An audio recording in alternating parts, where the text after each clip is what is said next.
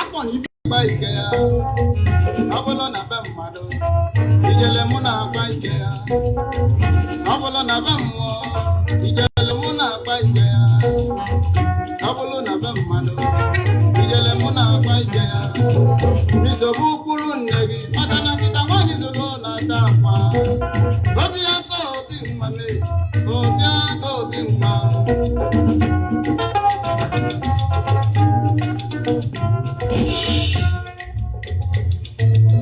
obi akọ ka nna ya bịa ụlọ ijele ndị obodo baji wee na-eche okwu onwefe oge gboo wee bunye obi akọ si na obi akọ ga na-ebuzi ya bụ ijele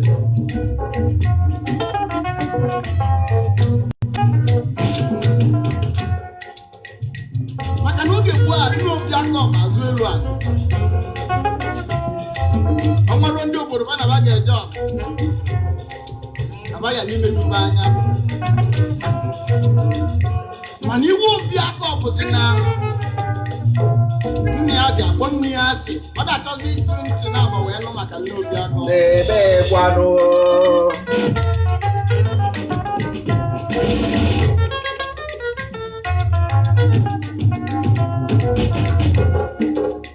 wee luo ofu mbọsi ya obi aka wee kpọ nne ya si a na ya ga-etiwe ijele nnọọ o bunyere ya maka nya afọ ife kpatara oge ji wee kpọ nne ya si oge ọbụla ekwu maka nne ọ na-agbakasị ya ntị nne obiakọ amakụkọ na ọbụ na obiakọ emekata wee tiwe anya bụ ijere na obiakọ na onwe ya ga-anwụ obiakọ bụ sọsọ ofu nwa nwoke ọ mụta debe anya a sịkwa na onye ofu anya ji isi ụgwọ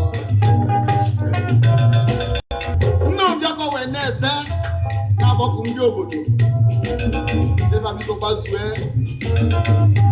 na-emeri aka anyị bụ isi obiakọ obi nwa mee obiakọ obi nwa obiakọ obi nwa obiakọ obi nwa m ekene ijele m wee ijele m ji agba mgba o ekene ijele m o ijele m na-agba ike ọ bụla na be mmụọ ijele m na-agba ike ya ọ bụla na be mmadụ ijele m na-agba ike obiakọ obi nwa ma wajede obiakọ obi nwa obiakọ obi nwa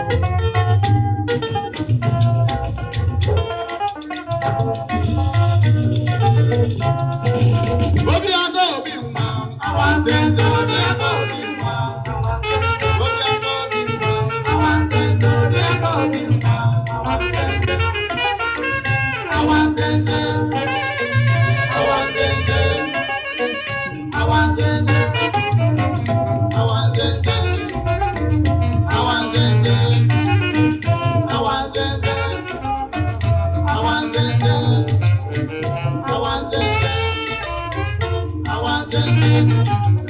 awanzenze awanzenze awanzenze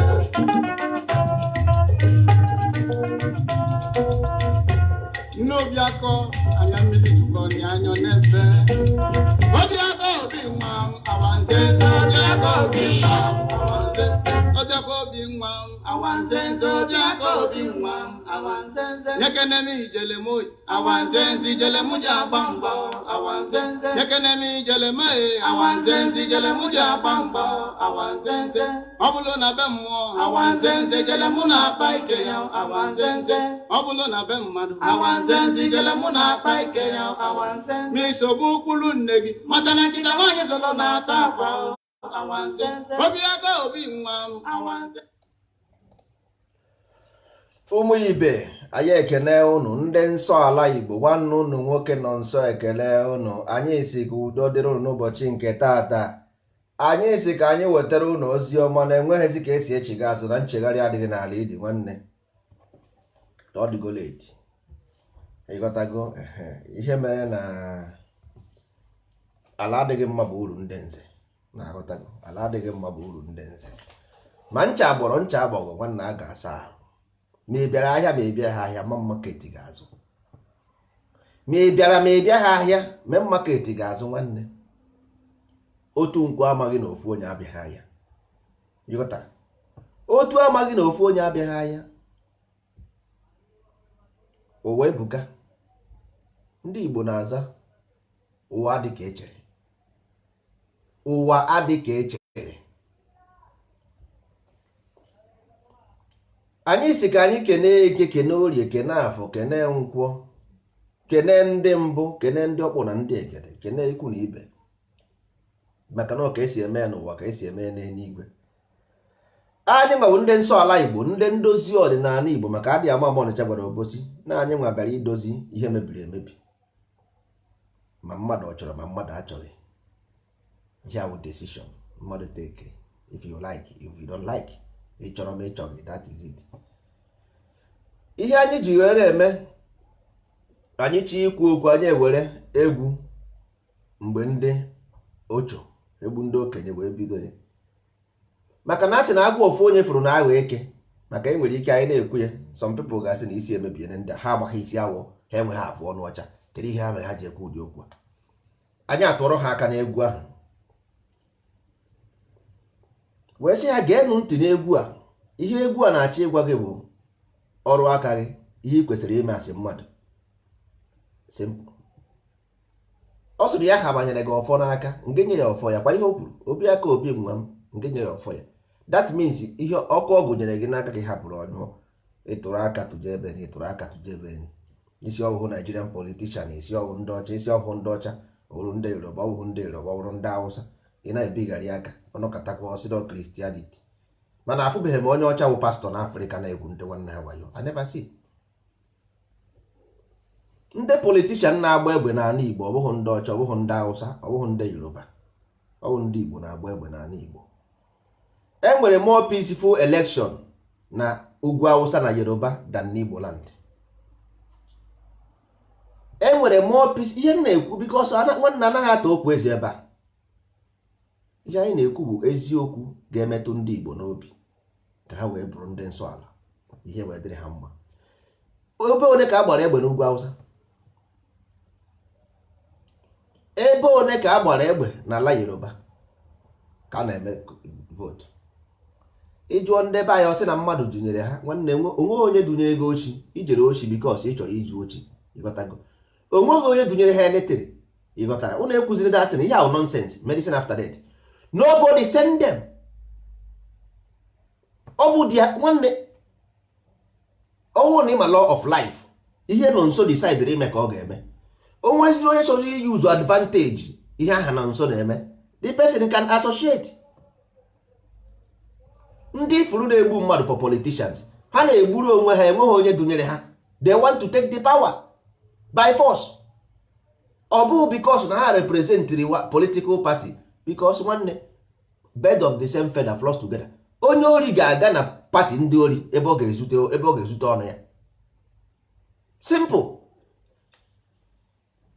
So onweghị onye si ya ga, onweghị onye dunyere ya ọrụ. Onye nwagara, o nwere onye Maria belt ọ eriri n'ukwu si abata na pati ya.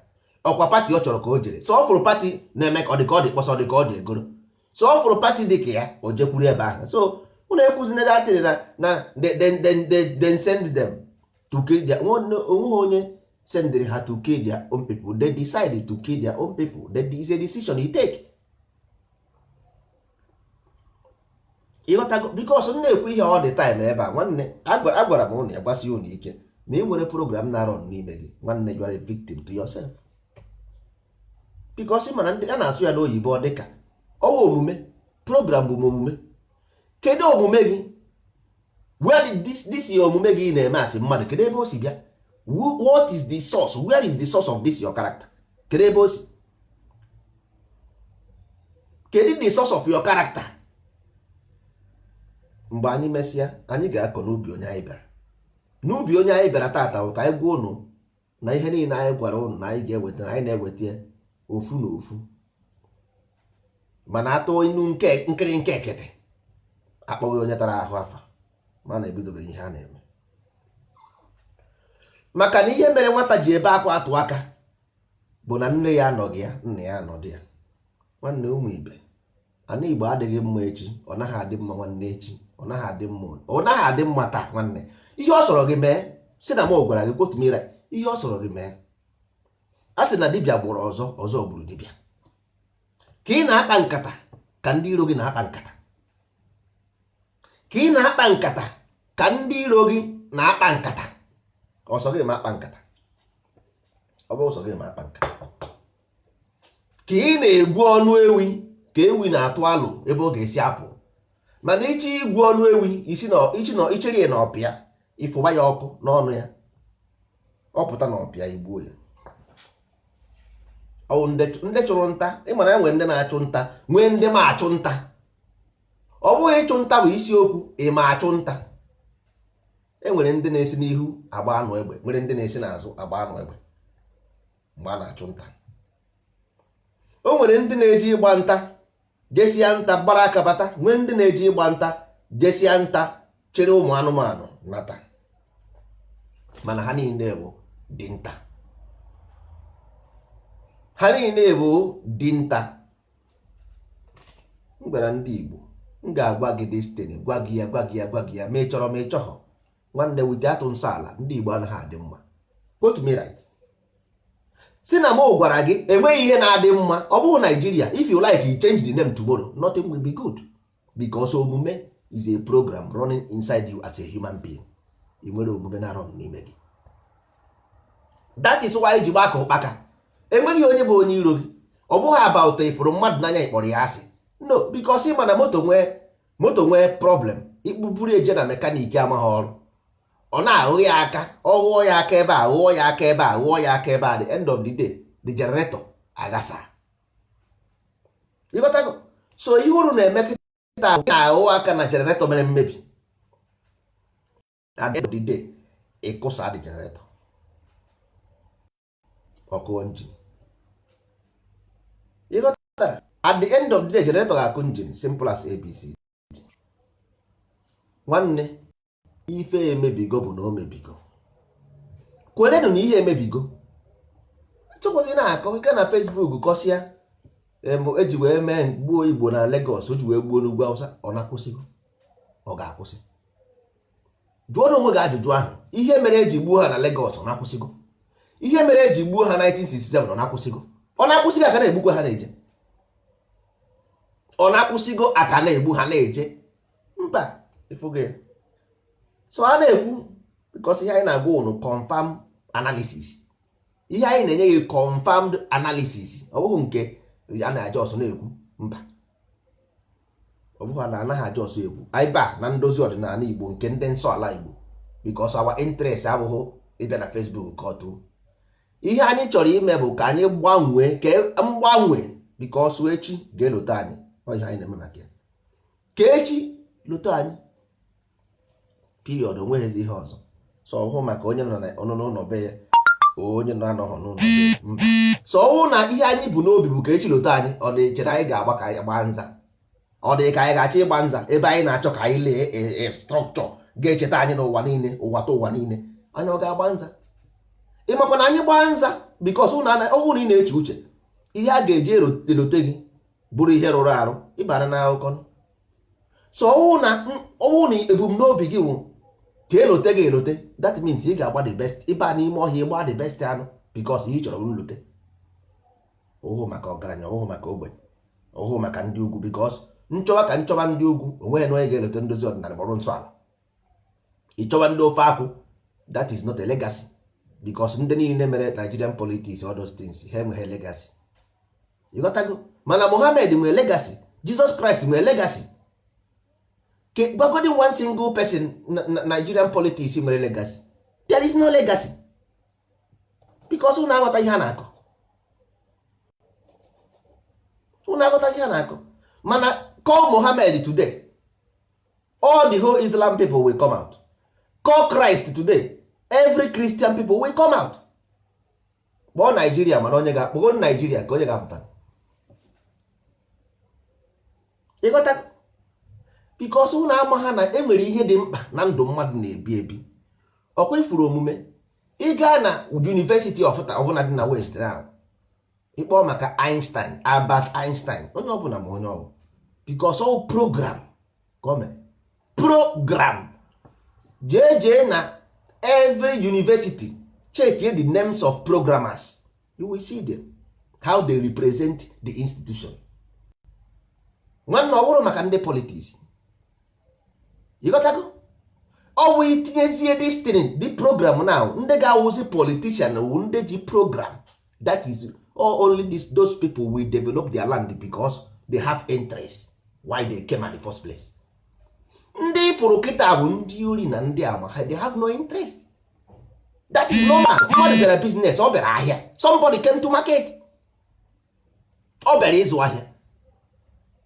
So ọzọ na nwanne ka ọ bụ na ị bịara ịzụ ahịa, ọzụtụ ya ahịa ọ nara onwe. So because ihe anyị hapụrụ the main important thing, a na-ekwu ya otu a, ndị mmadụ a na-ha ete ọnwụ na ite gị esi yos at the end of the day, abịakwa na complain because watch ya mụnwa na onwe m gaa na Facebook ma don complain.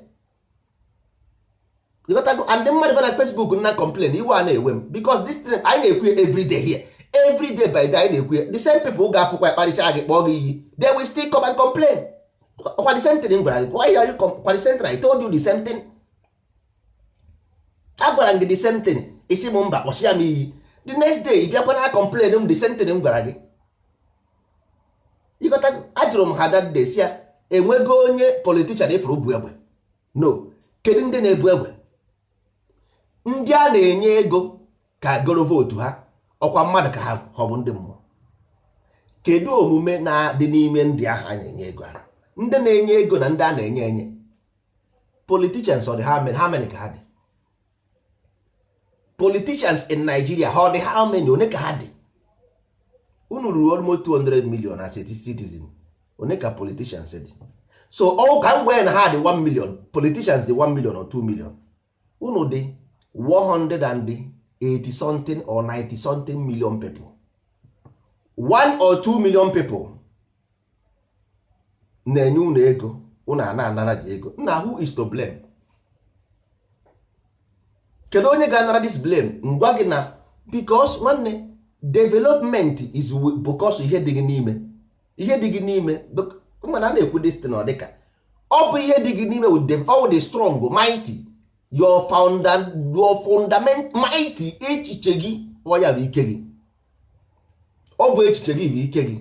So ọwụ na-enye ha gị ezigbo echiche, omume program, omume wụ program, omume wụ program. Ọwụ na-enye ha gị ezigbo omume nwanne, ị ga-abụ ọ bụ ngwa ya bụ the downfall. Ọ bụ because ndị be anyị today they are the downfall. Ọnwụ ha nwa bụ the destroyer of their own life because ha ejiro program. Ha na-eche na ha na-eme ihe ọma, ha eche na ha na-eme ihe ọma, but indirectly because ihe ha na-eme anaghị work in their favor because the program nọ n'ime ha bụ virus. Ndị tinyere ihe ma because ha ndị a wizard na mind programming, they know nke ya benefit gị na nke na-agaghị benefit gị, they know. Today na ana m afụ ndị be anyị na-ashoutzi Igbo and Yoruba problem, the same mind program because ha mana ọwụ na ịnọdụ at peace in Yoruba people, there is no how ndị ugwu ya enweta nwa ọkwa. Ịghọtago ya? Absolute truth ka m na-agwa gị. Ọwụ na ndị Igbo na ndị Yoruba nọ na peace, ndị ugwu agaghị enweta nwa ọkwa. The only way ndị ugwu ezi enweta nwa ọkwa bụ ọwụ na ndị Igbo na ndị Yoruba anọ na peace, udo. That is it. Olusi asị gị na ha wụ south, na ha wụ south, ọkwasị na ndị Igbo na ndị Yoruba wụ south, ọkwasị na wụ south. So how come this south cannot to sit down and talk and have one mind to discuss for their own betterment? How? You got that? So mgbe ọbụla anyị chekwa nwanne ọkweghị ya na-asị ewe enemy adịghị nchọ na ndị be ya ghọta the language ma afọzikwe. Onye na-enweghị uche bụ onye na-enweghị uche bụ poison to his own self. It does not matter the language ihe nyere gị aba wee Yoruba wee onye Hausa ma iwe onye Igbo, as long as ị nwere virus as uche gị, uche echiche ire eche virus, you were destroyer of your own self, period. You got that? So onweghị, that's why ndị be anyị na n'anya since eji wee mee Nigeria, since eji wee mee obodo ahụ, just watch godi ma ndị ugwu ma ndị Yoruba ma ndị Igbo, kedu onye wụ the beneficiary of that thing Absolutely. Kedu onye wụ the beneficiary of the country? Nobody, because obodo na ndị ugwu na-achị gago n'ugwu Hausa, go and see yourself. Go there, go there. Esi ọgba ndị achịrị for 38 years. Go to Lagos, swamp, arụsịasị ụlọ, Jakonde estate with millions of dollars. After 2 years, go there and see yourself. After 2 years, you go to the same place, or swamp. Eju onwe gị ajụjụ si ọ bụ na Okeke amaghị akpa isi ka ọ bụ na mma abalị isi adịghị nkọ? Onye ị ga-ajụgodo onwe gị, what is the problem? Ngwakwa gị the same thing. The problem bụ the program running in them. All program. So now ka anyị ji wee weta nsọ ala as a complete package, ka o mee gị ka ị na-eche uche, ka ị mara your responsibility. Nobody will give you power. Okay, man? Nobody can ever give you power. Power bụ ike. How can I give you power to suppress me? Are you mad? Nye gị power ka ị control wee sie mụnwa. Nna m ruo m nso egwupịa m gị anya. Nye gị power so that you can control me and tell me what to do. Eh? Hey, now what is this? Gịnị bụ ha? It's our turn. It's our... Your turn what? So, were this power, executive power, control police, control custom, control territory, control oil, control gas, control mineral resources. Do you see why they kill people? Do you see why they rob the vote? Because there is no program in their mind. You gotta go. Nwanne, ọ bụghị about ka ije ka esi ebido ihe ka na-esi ekwu. Ihe a na-ekwu the end of it. Ndị ụwa niile ese the end will justify the means. The end will justify the means. Ọkwa the same nwa bekee jere kurisi everywhere n'ụwa niile. Them put laws to go against the same thing they do. The same thing they did. They put law to prohibit it. You got that? The same people tinyekwere law to prohibit because ihe a na-akpọ ya bụ ambition. Because inside his mind, ọ ma ihe o bu n'obi ọ chọrọ ime. You got that? O mesi ha that thing or block what you so. Because God sees mind, he does not see for face. God anaghị afụ ahụ gị. Ihe ọ na-afụ your mind, ihe ibu n'obi. Chukwu na-afụ ihe ibu n'obi. Ọ bụrụ ihe na-ezuzu na ibu iro ka ọ na-eme. You got that? So that's why ị na-akọkwa si a ga-enye gị ọkwa. Na ikwuru datin ruo m nso ya, ụdị isi mma aja gị.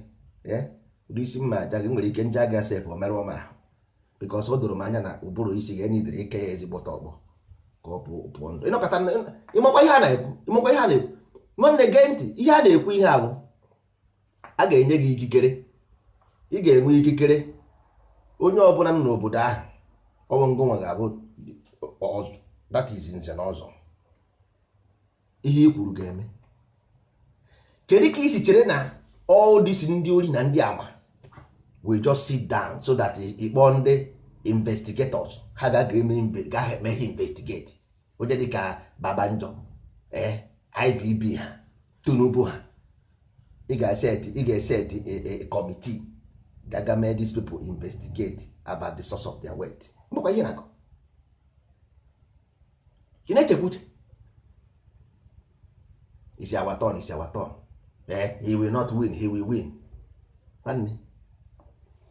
Ọwụ na ndị ị na-ekwu okwu na ha agabeghị stage. Ịma na enwere stage 1, stage 2, stage 3, stage 4 and stage 5. Ndị ka na-ekwu maka ya kara na stage 2. Their mind development kara na stage 2. Ha erubeghị stage 3 nke stage 4, stage 5. Ịghọtago? Ha erubeghị stage 2 because Africa stabilized. Because development ọ na-ebidogo because each generate electricity now.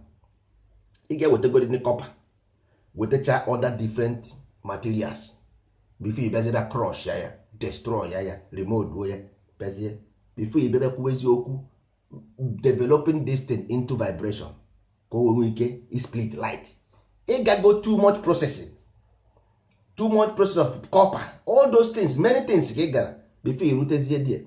Ibezie nwetakwa dị ọkụ, extract ya dị ọkụ from the space, ibia transfer ya to transformer before ibezie distribute way to the users. Lukwe na the users tikwe meter to control what people do with the electricity. You got that? So country na-aga the same process before the country stabilize. You got that? So ihe na-eme na Africa or na Nigeria is normal thing because ọwụ na ndị bekee nara debere ha a system of program, ha na-enweghị idea absolute nothing about this program, and they want to run a system ha amaghị anya. This thing na-eme with normal thing. All those people nọ na the ọkwa will stay there, they will not go away because ha mara ihe a na-akọ, ihe ha need with that position, because all through the position ka ha ji dị powerful, nwee ike ị na-eri nri with ndị nnukwu akpa ụkwụ. Without this position, onye a na-achị Nigeria nwere ike ịnọdụ nwanyị with the president of Turkey? No. So only way these people nwere ike isi wee sit down with somebody in Israel or in America, all because of this position, not because of their mental capability or capacity. You got that? And all the same people ka ị na-asị na ị ga-ewepụta ha from there. Nwanne, ọ bụghị inye enwe mmiri bụ isiokwu, ịnapụta kọp. You got that? Ọ bụghị ịkụnye enwe mmiri bụ okwu, ọ bụghị ịnapụta enwe dị kọpụ ya bụ nsogbu. So ọ bụrụ na unu sị na akwụkwọ nsọ bekee dị mma, akwụkwọ ndị isi ala dị mma, nsọ ala adịghị mma, nwanne get ready, this thing a na-emenụ ọ ga-adịkwa worst, ọ ga-akawanye njọ because o nwere ndị, because many people na-enweghị program now we like to copy what they do. Ndị a na-eme na sorokwa ha gbaba dị egbe. The next thing bụ everybody chọrọ ịgasị na politics in Nigeria na-aga agbazi egbe, ịgba ha egbe ị gaghị aga. Elephant na-abụ na-anụ ọgụ, kedu onye ga-asọfa ya? After all of you will run away looking for visa to go away, then they will have time to occupy the place. Ha werezie time wee bụ because ebe niile, because you cannot stand the heat. You can't stand the heat. This thing we hear, that is the only thing that will happen because that is the level of their mind. If you want to be here, ị ga-agba egbe. The worst political party ka ị ga-anọ, because the good one will not offer you anything because ha nwere program. You got to go. Ọ bụghị just deduce constitution na akwụkwọ, they will not follow it. Ha agaghị eso ya, ndị a agaghị eso they will not follow it because all mind is the real constitution. Ọ bụghị that nedere na akwụkwọ. You got to go. All the mind will constitution, ọ bụghị ihe edere na akwụkwọ. O nwere obodo na-enweghị written constitution. Mgbe ndị ochie, there is no written constitution, but people know what is good and what is bad because the program in their mind already take position of those things. You got that? The program no ha n'obi take go position already. You got that? But today now, after ka edechara the whole constitution iho na Igbo, nobody can keep the constitution. Mbosi o soro ofu onye or say na the general chief of staff from today you are resigned and fired. Ka ihe ị ga-eme? Ngwa gị na ọ bụghị ịkụnye enwe mmiri bụ isiokwu ịnapụta kọp. You got that? So ọ bụrụ na ị nweghị nsọ ala nwanne, forget. Believe me. Just kwere. You got to go kwere na m gwara gị because ya m ekwu ihe mmụta m na-ekwu. I say what ihe ọ na-ekwu bụ ihe m dị sure, absolute sure. Ma ọ bụrụ na ị meghị nsọ ala nwanne, ma Yoruba ma Hausa, because ndị Hausa dị mma because ha nwere isi ala. You got to go. Ha nwere isi ala. Ma ọ dị mma ma ọ dịghị mma, kama Saudi Arabia na-enye ha ego so that ka ha maintain isi ala ebe ahụ. Ngị nwa na onwegodo onye ga-enye gị, you are stubborn. Onwere onye ga-enye gị anything because onwere onye gị na ya dị na mma. Onwere ndị Rome nwanụ, Rome anaghịzi benefit anything because the whole pastor na Africa wụsọ ndị ori ka ha bụ. Onwezi ego na-aga Rome. Ndị fada anaghịzi ewejekwa ego Rome. Ndị pastor anaghị eweje. Rome bara n'akụkọ. Rome na-aghọzi onwe ha aghọ. Christianity nwanụ sef ha destroy ikwu onye na Africa, so there's nothing to talk good about Christianity in Africa. So ị nwere benefit, ndị isi ala nwere benefit, ndị Yoruba enweghị benefit because ha amaghị ebe ha kwụ akwụ.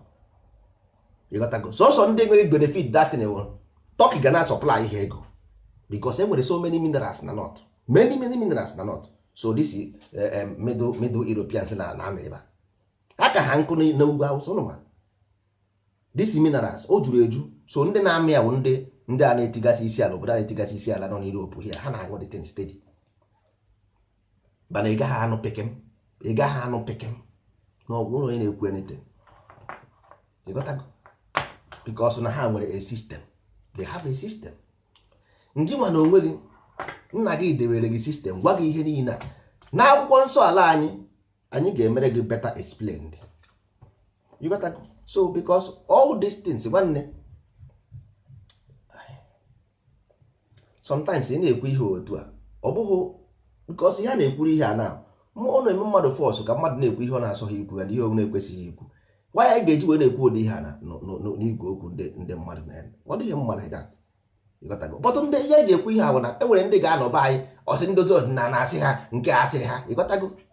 Dị ka ndị ọma dịkwa ihe sef a ga-egbuo ndị anụ ha sị na ndị a na-emegheri ị na-ata ahụhụ, ịnọ na mmadụ nọ na-ata ahụhụ, o nwere ihe ọ na-eme na-aga aga, politiks erughị aka, biznes erughị aka, mbọsị ndị achọ ha tete ha egbusi ụnụ ma Abuja ma Lagos, o nwere nothing. You got to go nothing. Nwanne ị gaghị ekwute nwunye na separation of state because ndị gị na ha na-emekọ ihe, they will not let you. Ha agaghị ekwe gị. You got to go. The best thing will get ready. Ebezina akwa, get ready. They can tie you in a stake that you cannot fight, but to fears like you can fight the cause. I nwere as option. Ịgbago ọsọ gbaruo n'azụ achụrụ gị ji ebe ahụ gbuo gị. Ịgba n'ihu egbuo gị. Kedu ihe ị ga-emezi? I nwere an option na than to stand the cause. I nwere option, nwanne enweghị option because onye ka ị ga-agba ndị na-eje kpesara ire benefit ha dị ebe a. Ịghọtago? Jebe adịghị mma na ba adịghị mma, enweghị ebe ị ga-eje. So the best thing bụ werezie ike gị aha niile tinye na nsọ ala, si na ọgwụ nsọ ala finish. Kedu ihe Chukwu anyị gwara anyị mee? Chukwu anyị gwara anyị kpụwa arụ n'obodo a, nwanne ụlọ akpụba arụ finish. Chukwu si anyị kpụba arụ, that's all. You have the option, then you begin to glorify. Mana ị na-ezu oshi agba ama, enwere ezigbo ihe ị na-eme. Emegide nwanne gị, asịgide nwanne gị, arụgide nwanne gị. All those things bụ ihe na-eme gị ị naghị aga n'ihu maka na nna gị ekere gị n'ọfọ. Onwe na-azị ike mmadụ n'ọfọ. Ekere gị n'ọfọ, nna gị ekere gị n'ọfọ. Kedu onwekwere ndị Igbo jụgo onwe ha kedu ihe mmadụ ji wepụta ụwa fụ ka nna ya kere ofu ihe desa? Gịnị bụ ihe a? Jụgodo onwe gị si kedu ihe nna gị ji wee kee something desa? Gịnị bụ ihe a? Ị ga-ajụ onwe gị ajụjụ, jụọ onwe gị ajụjụ. Ọ ya bụ ihe a na-ekwu maka ya ụmụ ibe. Ọ ya ajọ ọsọ pụta na-ekwu maka nsọ ala. Ihe ahụ ị na-afụ na-ewute gị, anyị niile afụchago ya, ọkwa anyị niile fụrụ ya. Ihe na-eme anyị today onwe onye Igbo anyị kpụrụ isi eke. Ndị niile bụ ndị Igbo na-afụ ihe na-eme ndị Igbo. Ihe a na-ekwu kedu the solution out of this mess. Out of this mess ka a na-ekwu maka ya. That is the case. So ihe a na-ekwu maka ya. Kedu ihe butere anyị na nsogbu a? Kedu ka anyị ga-esi apụta na nsogbu a? Ọ bụghị just ihe na Nigeria adịghị mma, you want to separate. Always easy talk. You can say that. You can do it. Ị ga-eme nwunye. Ọ bụghị ikwu ya ekwu bụ isiokwu, ị gaghị eme nwunye nwanne. That is the case. Ị gaghị eme nwunye. Ikwu ya ekwu na-atọ ụtọ. Ịgba ikwu okwu na-adị sweet. Ikwu ya ekwu na-atọ ụtọ. The question bụ ị ga-eme nwunye? Ị gaghị eme nwunye because ebee ka ị ga-ebido? Unstable mind with who? The same person gị na ya ji wee ji ịgba nta ga-agba akwụkwọ gị na ọgwụ ụkwụ anụ. the same person again ya gị the best man gị your right man will shoot ọ ga-agba gị ụkwụ ọ ga-agba gị n'ụkwụ pa n'ụkwụ gị dị ka ụkwụ anụ ọ gbatuo ya n'ala maka gịnị n'ihi na enweghị program enwe ka dị desire because you must create a desire you must create a ihe edebe post na wee na-agbazini bọọlụ ka mara ebe bọọlụ ga-abara you must create a desire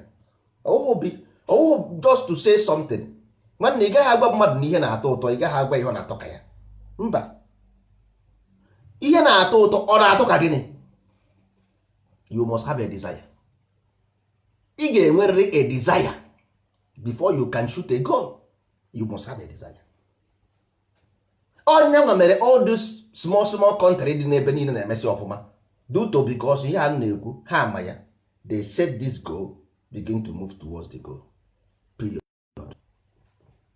and before ya ị ga-enwerịrị the mind of the people you must have the mind simple nna gị mere nsọ ala wee nwee the mind of the people night comes and after night day will come after night sun will shine so we are here ịghọtago chi ejigo chi na-achọkwara ifo ọchị iforo ihe anụ anyị na-ekwu ihe ahụ ndị nsọ ala Igbo ọsọkwa anya wee anya afọ 15 ọsọkwa anya wee anya afọ 10 imirikiti nsogbu adịghị ihe anyị mmanwụ na ka ịhụrụ ihe anyị na-eme nwanne mbọsị ọbụla ndị Igbo chebere echiche ka ndị nsọ ala nwanne ịma ihe anyị na-eme chaos we go to chaos and put the order we go to chaos and put order because out of chaos come order you don't go to order to relax ihe ị chọrọ ka ije ebe na paradise go and live you are fucking up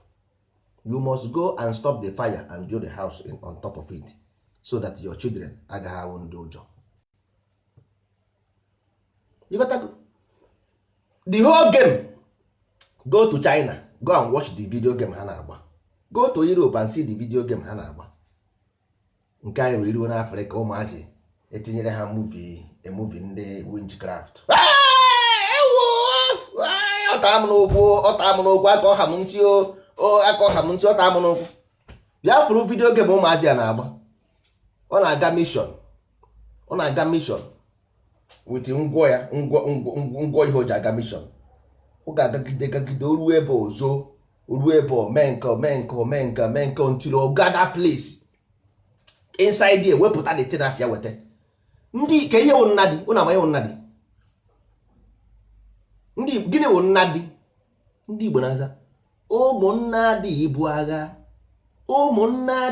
agha ka ihe mere ndị Igbo ji wesịta nnadị ibu agha nnadị ebuka ka ihe ndị Igbo ji atụ asụsụ ha na-akpọ nnadị because o nwere ndị Igbo agaghị anọkọta kwuo okwu na-enwere ihe ọ ịghọtago so ihe a na-agwa ụnụ dịbụ na asụsụ Igbo adị mbụ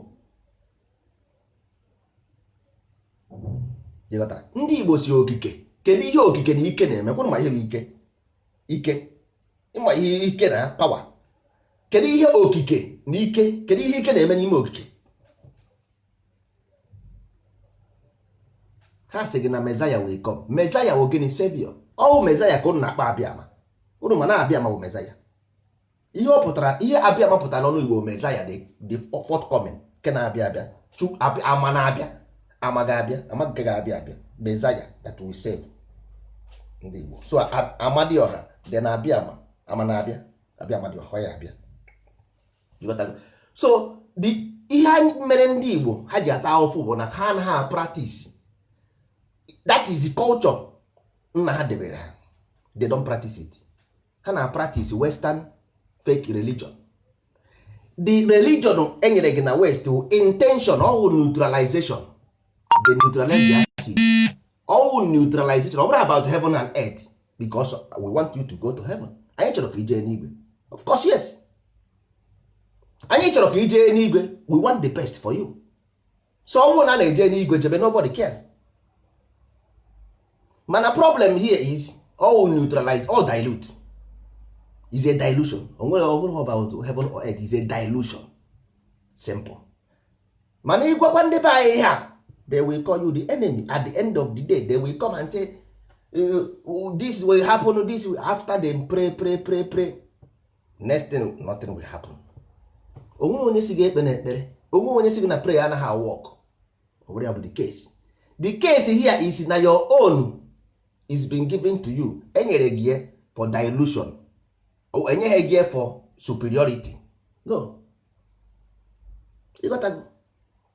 So ọ bụrụ na unu kwere m n'ihe m na-ekwu, ndị nsọ ala Igbo enwene heritage center ebe a na-akụziri ndị mmadụ ihe gbasara omenala Igbo, ọdịnala Igbo, because anyị bịara idozi ihe mebiri emebi. Ka anyị zụọ ụmụazị anyị ka ha bụrụ ndị okike, bụrụ ndị ike. Ịghọtago? Because ihe anyị nwere kịta ahụ ndị nkịtị na ndị ụjọ. Ịghọta? So ka anyị ndị ya pere mpe ka anyị zụọ ha azụọ ka ha bụrụ ndị ike, so that ihe anyị na-eme ga-adịrị anyị isi. Ịghọta? Ọ ga-adịrị anyị izi ma ọ bụrụ na anyị zụọ ụmụazị anyị azụọ n'oke ike. Ịghọtago? Oke ike okike ka a bụrụ mmadụ, ka a na-akpa ike dịka okike. Anyanwụ anaghị asọ mmadụ anya, ịnọchieri n'ụzọ kụtuo gị. Tsunami ịnọchie n'ụzọ ọkụpụ gị. Hurricane ịnọ n'ụzọ ọpịapụ gị. Volcano ịnọ n'ụzọ ọpịapụ gị. Ịghọtago? So ihe a wụ natural law. O nwesịghị ka anyị nwe ga-esi adịrị ndụ mmadụ ibe anyị na-awụnye anyị aka n'anya na n'azụ ụlọ anyị. Sị gị chọọchị kpọọ ofu lọ, sị gị atịkụlụ ihe nwa atịkụlụ ihe nwa. Nwanne, amara m ihe na-akọ na ebe a bụ ala nsọ. Ala nsọ bụ ihe a na Chineke nke anyị Amadioha anyị na-ekwe ihe ọsị anyị ma ebe a. Ị na-akọrọ onwe gị. Ịghọtago? Ịkọsị ị na-akọ. Nwanne, were nke Chukwu nye Chukwu, were nke Siza nye Siza. Were nke Chukwu nye Chukwu, were nke Siza. Nwa mmadụ emegbu na nwa mmụọ, nwa mmụọ emegbu na nwa mmadụ. Kwuo otu orie n'ihe a bụ ihe nna gị gwara gị. Ya hụ na-akọ ebe ahụ, amaghị m ihe unu na-akọ. Ihe mma bụ na m agaghị emegide gị, mana mmanwụ abịakwa na ahịa na-akọrọ m nọnsens. Ịghọtago? Ịmara nke ruoro m nya, ịmara nke ruru gị jide. Mana ka ị hụrụ ala ntụ anụnwa, unu etekwa n'iwure. Ị ga-enwerịrị focus. Kedu ebe ị na-drive your car to? Kedu your intention? Or just flamboyant? Ibi ndụ, ibi life, you want to build empires, you want to build roads and bridges. Ọ gaghị work because the mind is not connected to the land. Ọ bụ just imagination without destination. It won't work. Ọ gaghị work. Nwanne, ihe ahụ just fantasy without aspirant. Ọ gaghị work. E nwere onye na-akpọ fantasy ụmụazị, nwee ihe a na-akpọ fantasy okenye. Ndị anyị na-eme fantasy okenye, fantasy iberibe, ọ naghị work like that. You must create a desire first, then give desire to the mind connected with the land before you begin to approach, so that it cross and die, peace and unity. Because o nwere something in target. I nwere target ka ụmụazị gị ga-esi wee bie ndụ ọba ha n'anya. Nke a na-anye na-eme something without target, without goal, without na-akụghịrị ka ndị gbuwara isi, ndị nwere kaikai.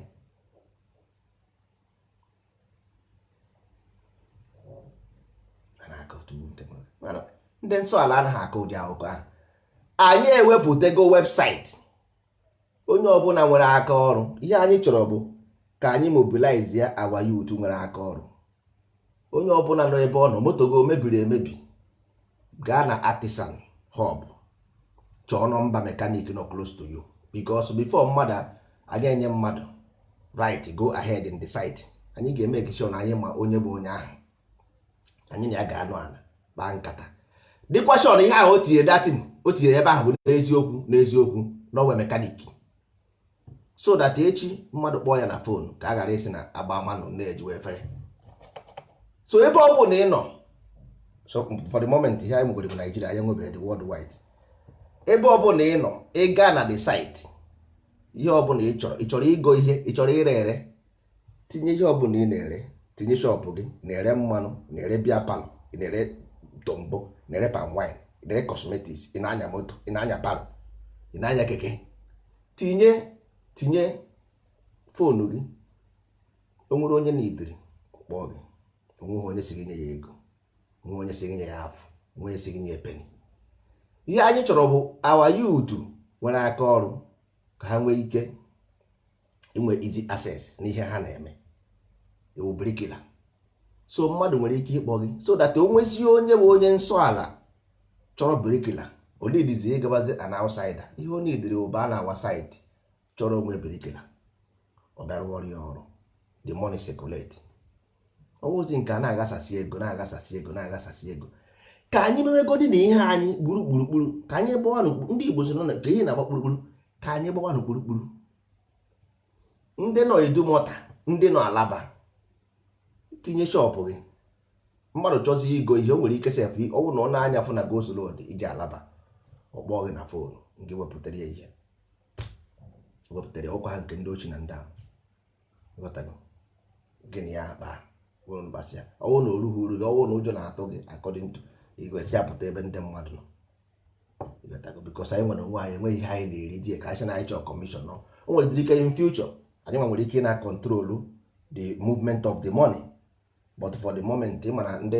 Nigeria enweghị that PayPal anaghị ana Nigerian account so all in future our target will create some another way of transaction something like e-wallet but for now all good easy way ka ndị Bible nwere ike na transact their own business within themselves onye ka anyị create the site so that ka ihe a na-eme na-aga aga ihe ka na-abịa nke ahụ just ABC anyị ka na Genesis onyabeghị anya ihe anyị yi n'aka ka nkụ anyị chọkwara na-akụzi nkụzi na Heritage Center anyị Wednesday, Saturday and Sunday according to time ntinyere na the Facebook page so onye ọbụla ga-aga ebe ahụ ka ọ fụ ya ihe anyị bịara ịrụ ọrụ nna nna anyị ha na Chineke kere ụwa dụnyere anyị nwere ihe ọzọ nothing more nothing else anyị ayọrọ gị anything enye na anyị nakwuo oge enye na anyị ịghọtago we don't need anything from you ihe anyị na-edere bụ ọkwefuru ụmụazị anyị na-amụ amụ ka ha nwee akọ na uche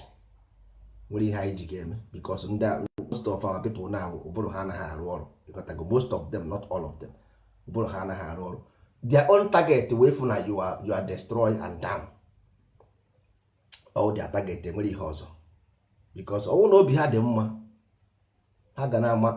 ha ga-ama mgbe ihe chọrọ ịbara ha uru na ihe achọghị ịbara ha uru mana duto obi ya adịghị mgbe ihe ọ sọrọ gị na-akọ inside his mind o nwere evil onye nwere evil mind nwere evil mind so ọ bụghị about something offering outside bere ha evil is there already ihe ọ na-achọ bụ what will ignite the evil is there already so ihe ọ na-achọ bụ evidence to prove that he is evil or her evil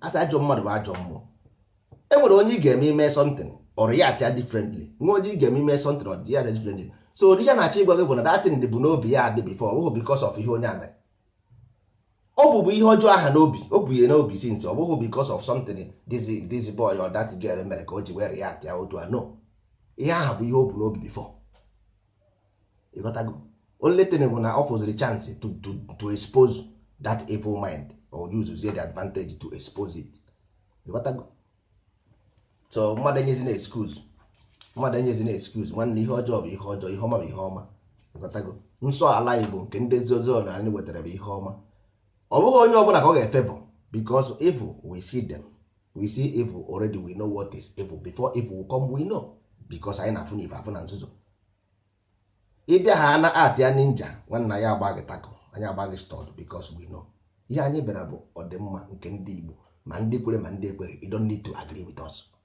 onwe mgbe anyị gwara gị kwere ihe anyị kwuru ihe anyị bịara ime this is it so ọwụghị gị kwere if you don't come ọwụ na oruhuru ga-abịa na but our own ambition and intention bụ nsọ ala ọkụ agha obi ịbụrụ anya nsọ ala ịbụrụ ọ dịghịkwana gị mma nọdị anyị nsogbu adịghị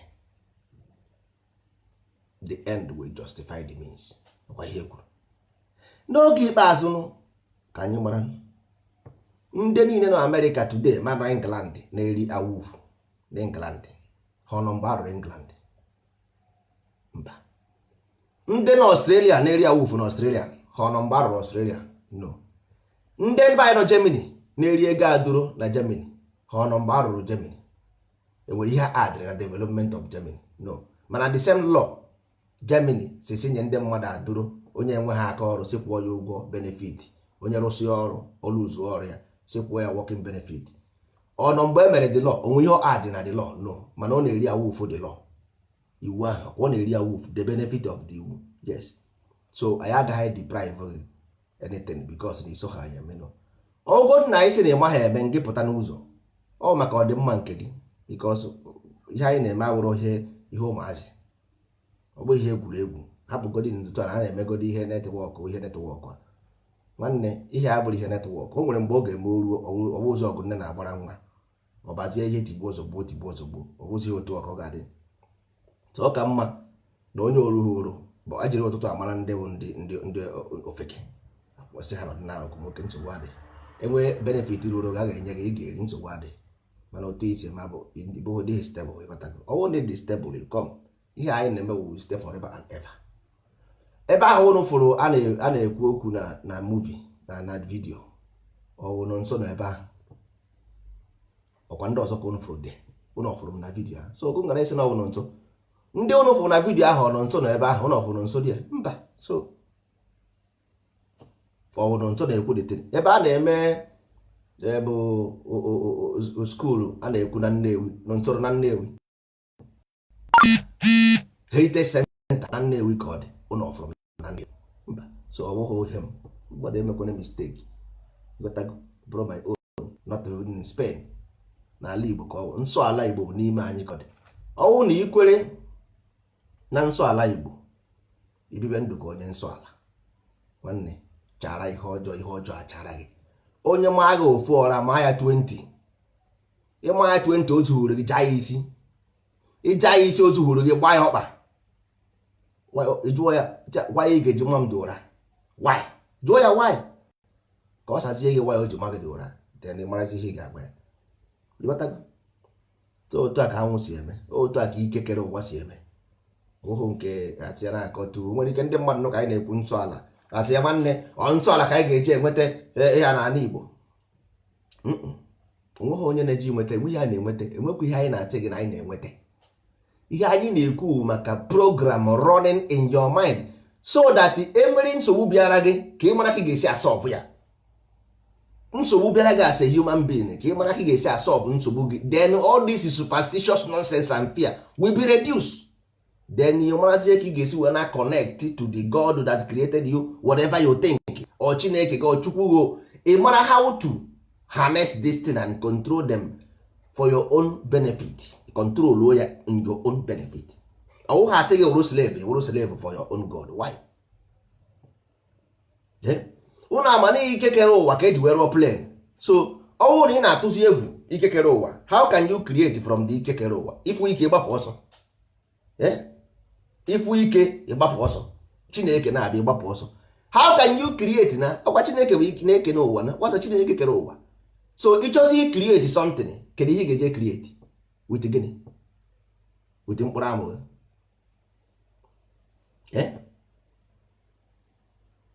Mba, ọ bụghị otu ahụ. Ọya ka anyị ji wee na-ekwu nsọ ala so that ka ndị mmadụ mara na ọ bụ otu aha ụwa si akpa ike. Ka ngị nwa ihe ọ bụ ngụnwa bụ arụsị, you are the arụsị. Ọ bụ ngụnwa bụ arụ, ngụnwa bụkwa arụ bụ ọrụ ịrụ ọrụ, ngụnwa bụkwa arụ forbidden because ọ ngị na-eme ha na-abụ, ọ ngị bụ ha na-abụ. Nyụọ ka ndị Igbo ji wee use the same thing. Body arụ mmadụ, arụ ihe rụrụ arụ, body bụkwa ihe na-arụkwa ọrụ. The same thing, the same language. Arụ na arụ. So ọ sị gị arụ na ihe nke a bụ arụ, mana arụ mmadụ your body na awụkwa arụ. So ebe a ka arụ si, ebe a ka arụ si. This is source of evil and this is source of everything. So ọ bụrụ na mmadụ nwere ike ịdị ka Chukwu, ihe ọbụla ga-adị mma because he created and all that your intention is to be like God. Man, God is good. So when he created a desire to be good, that's God is good, I want to be like God, you begin to walk towards desire. You begin to become a charity worker, giving, building, creating, working, build a certain decent society like nna nna gị. Ị nwere ike ịchọzikwa modernize ya ọ mazie mma dị flash n'anya because asị na ihe dị mma n'anya gbara akwụkwọ. This thing is the fundamental of religion, nothing more, nothing else, to make you understand the mind inside and the mind outside. to unite the two forces and to balance them. Simple. These people nọ n'Africa ama aka ụta ndị mmadụ anada na anyị ma aka ụta ndị mmadụ anada. Ana m ajụ onwe m, kedu what is all this nonsense? Ema aka ụta ndị mmadụ anadasịsị. Kedu benefit of this ada anada ha? Ada anada na kedu that is nwanne enwere ihe a na-eme n'ụwa. Ana m ajụ kedu ebe ihe nkasi ndị a na-ada ọ na-eme anụ aka otu a ọwụ na ọ bụghị treasure ka ndị mmadụ si na enwere power na this church ifokwe ọbana business. Ọwụ na ọ bụghị na treasure ka a na-agba nwanne nwere ike ịgwa m the reason why ya ga-eji wee mee aka otu a ndị mmadụ anadasịsị. Ọwụzi ụka ka a na-aka ka ọ bụ tieta ka anụ ihe ọ bụ ụka ka ọ bụ tieta. N'onu Igbo ụka bụ conversation maọbụ ihe gbara ụka. Ihe gbara ụka ịghọtago? Ụka ụkwa ịka line ịka ihe to give somebody line direction. Conversation to give direction. Ịghọtago? Ke kpasara gị ụka na nwanne kpasara m ụka ịka ihe gbara ụka. Mana ihe gbara ụka rere ere ka ihe bụ ire ere ọ na-ere ọkụ. Natural burning, naturally burning. Ọ ya ka ọ na-esi isi ahụ. Isi ahụ ifuru ọ na-esi gbara ụka ahụ bụ na ọ na-arụ ọkụ naturally like onye nwụrụ anwụ. Asị onye nwụrụ anwụ ọ rene ọ na-ere ere ọ rere ọkụ. Isentị na ire ọkụ ka a na-asịrịrị ere. So ọ na-esi isi ahụ ọ na-esi bụ na ọ na-abụọ bifo mara ihe na-eme na ome evaporate. Mgbe ahụ ọ na-esi isi ahụ na-eme evaporate ka ọ na-eme ọ ya mere o ji esi data isi ahụ. Ịghọtara? So ndị Igbo na-abịasị were sịa destiny koodu sie na language so that ka ụmụ ha ghara ịghọ ya. So onye nwa ka eji wee koodu sie biko ọ na-ekoodu ha otu a enwere mgbe ọ ga-eme oluzie ndị mmadụ gaa na Google ana ede nonsense ndị mmadụ esoro ha gụrụzie that nonsense fuo. Mana otu etiri na language ndị smart people agaghị aghọta. Ha gara asụrụ ọkpọkpọ Igbo izugbe jere gaba ha agaghị ama na ebe the main thing bụ na the local one sef a na-asụ everyday. Ha ma ha na ebe ha karịte ndị eche ma ọ na nnukwute Igbo izugbe ka a na-eje. So ọ bụghị otu aha ka ọ dị ụmụ ibe. O nwere ebe ọzọ okwu dị bụghị that side a na-eje asị ọmasụ Igbo ọfụma. O nwere Igbo A1 A2 nwanne. Ọha bụ ọha enidi A2 ma mara ihe ọha ịhazi ihe to nurture something. Na-ahaziere m ihe a. That's why ụmụ nwaanyị ji ọfọ ụmụ nwaanyị bụ ọha ka eji eme ya ọha osisi ọha because nwaanyị bụ nhazi ka ọnụ na-ahazi ihe. Mana ụmụ nwaanyị dị abụọ. Nwaanyị dị two the womb and the breast. The womb and the breast were two women. That's why in the olden days mgbe ọbụla ifuru that ihe ha nsendịrị ifeji ọkụ ifuru na enwere two women now and one man inside. So mgbe ọbụla ị ga-afụ na ifuru Virgin Maria na Mary Magdalene, Elizabeth and Virgin Maria. Elizabeth and Virgin Maria. Ị gakwa na nke ndị Egypt ị ga-afụkwa Nefertiti ifekwa Isis. Ị bịa na nke ndị Igbo ifo aha njọkụ which is ifeji ọkụ ifo ala. Ị bịafụzie agwụ n'etiti ya bịafụzie njọkụ asị nwa ha nwoke.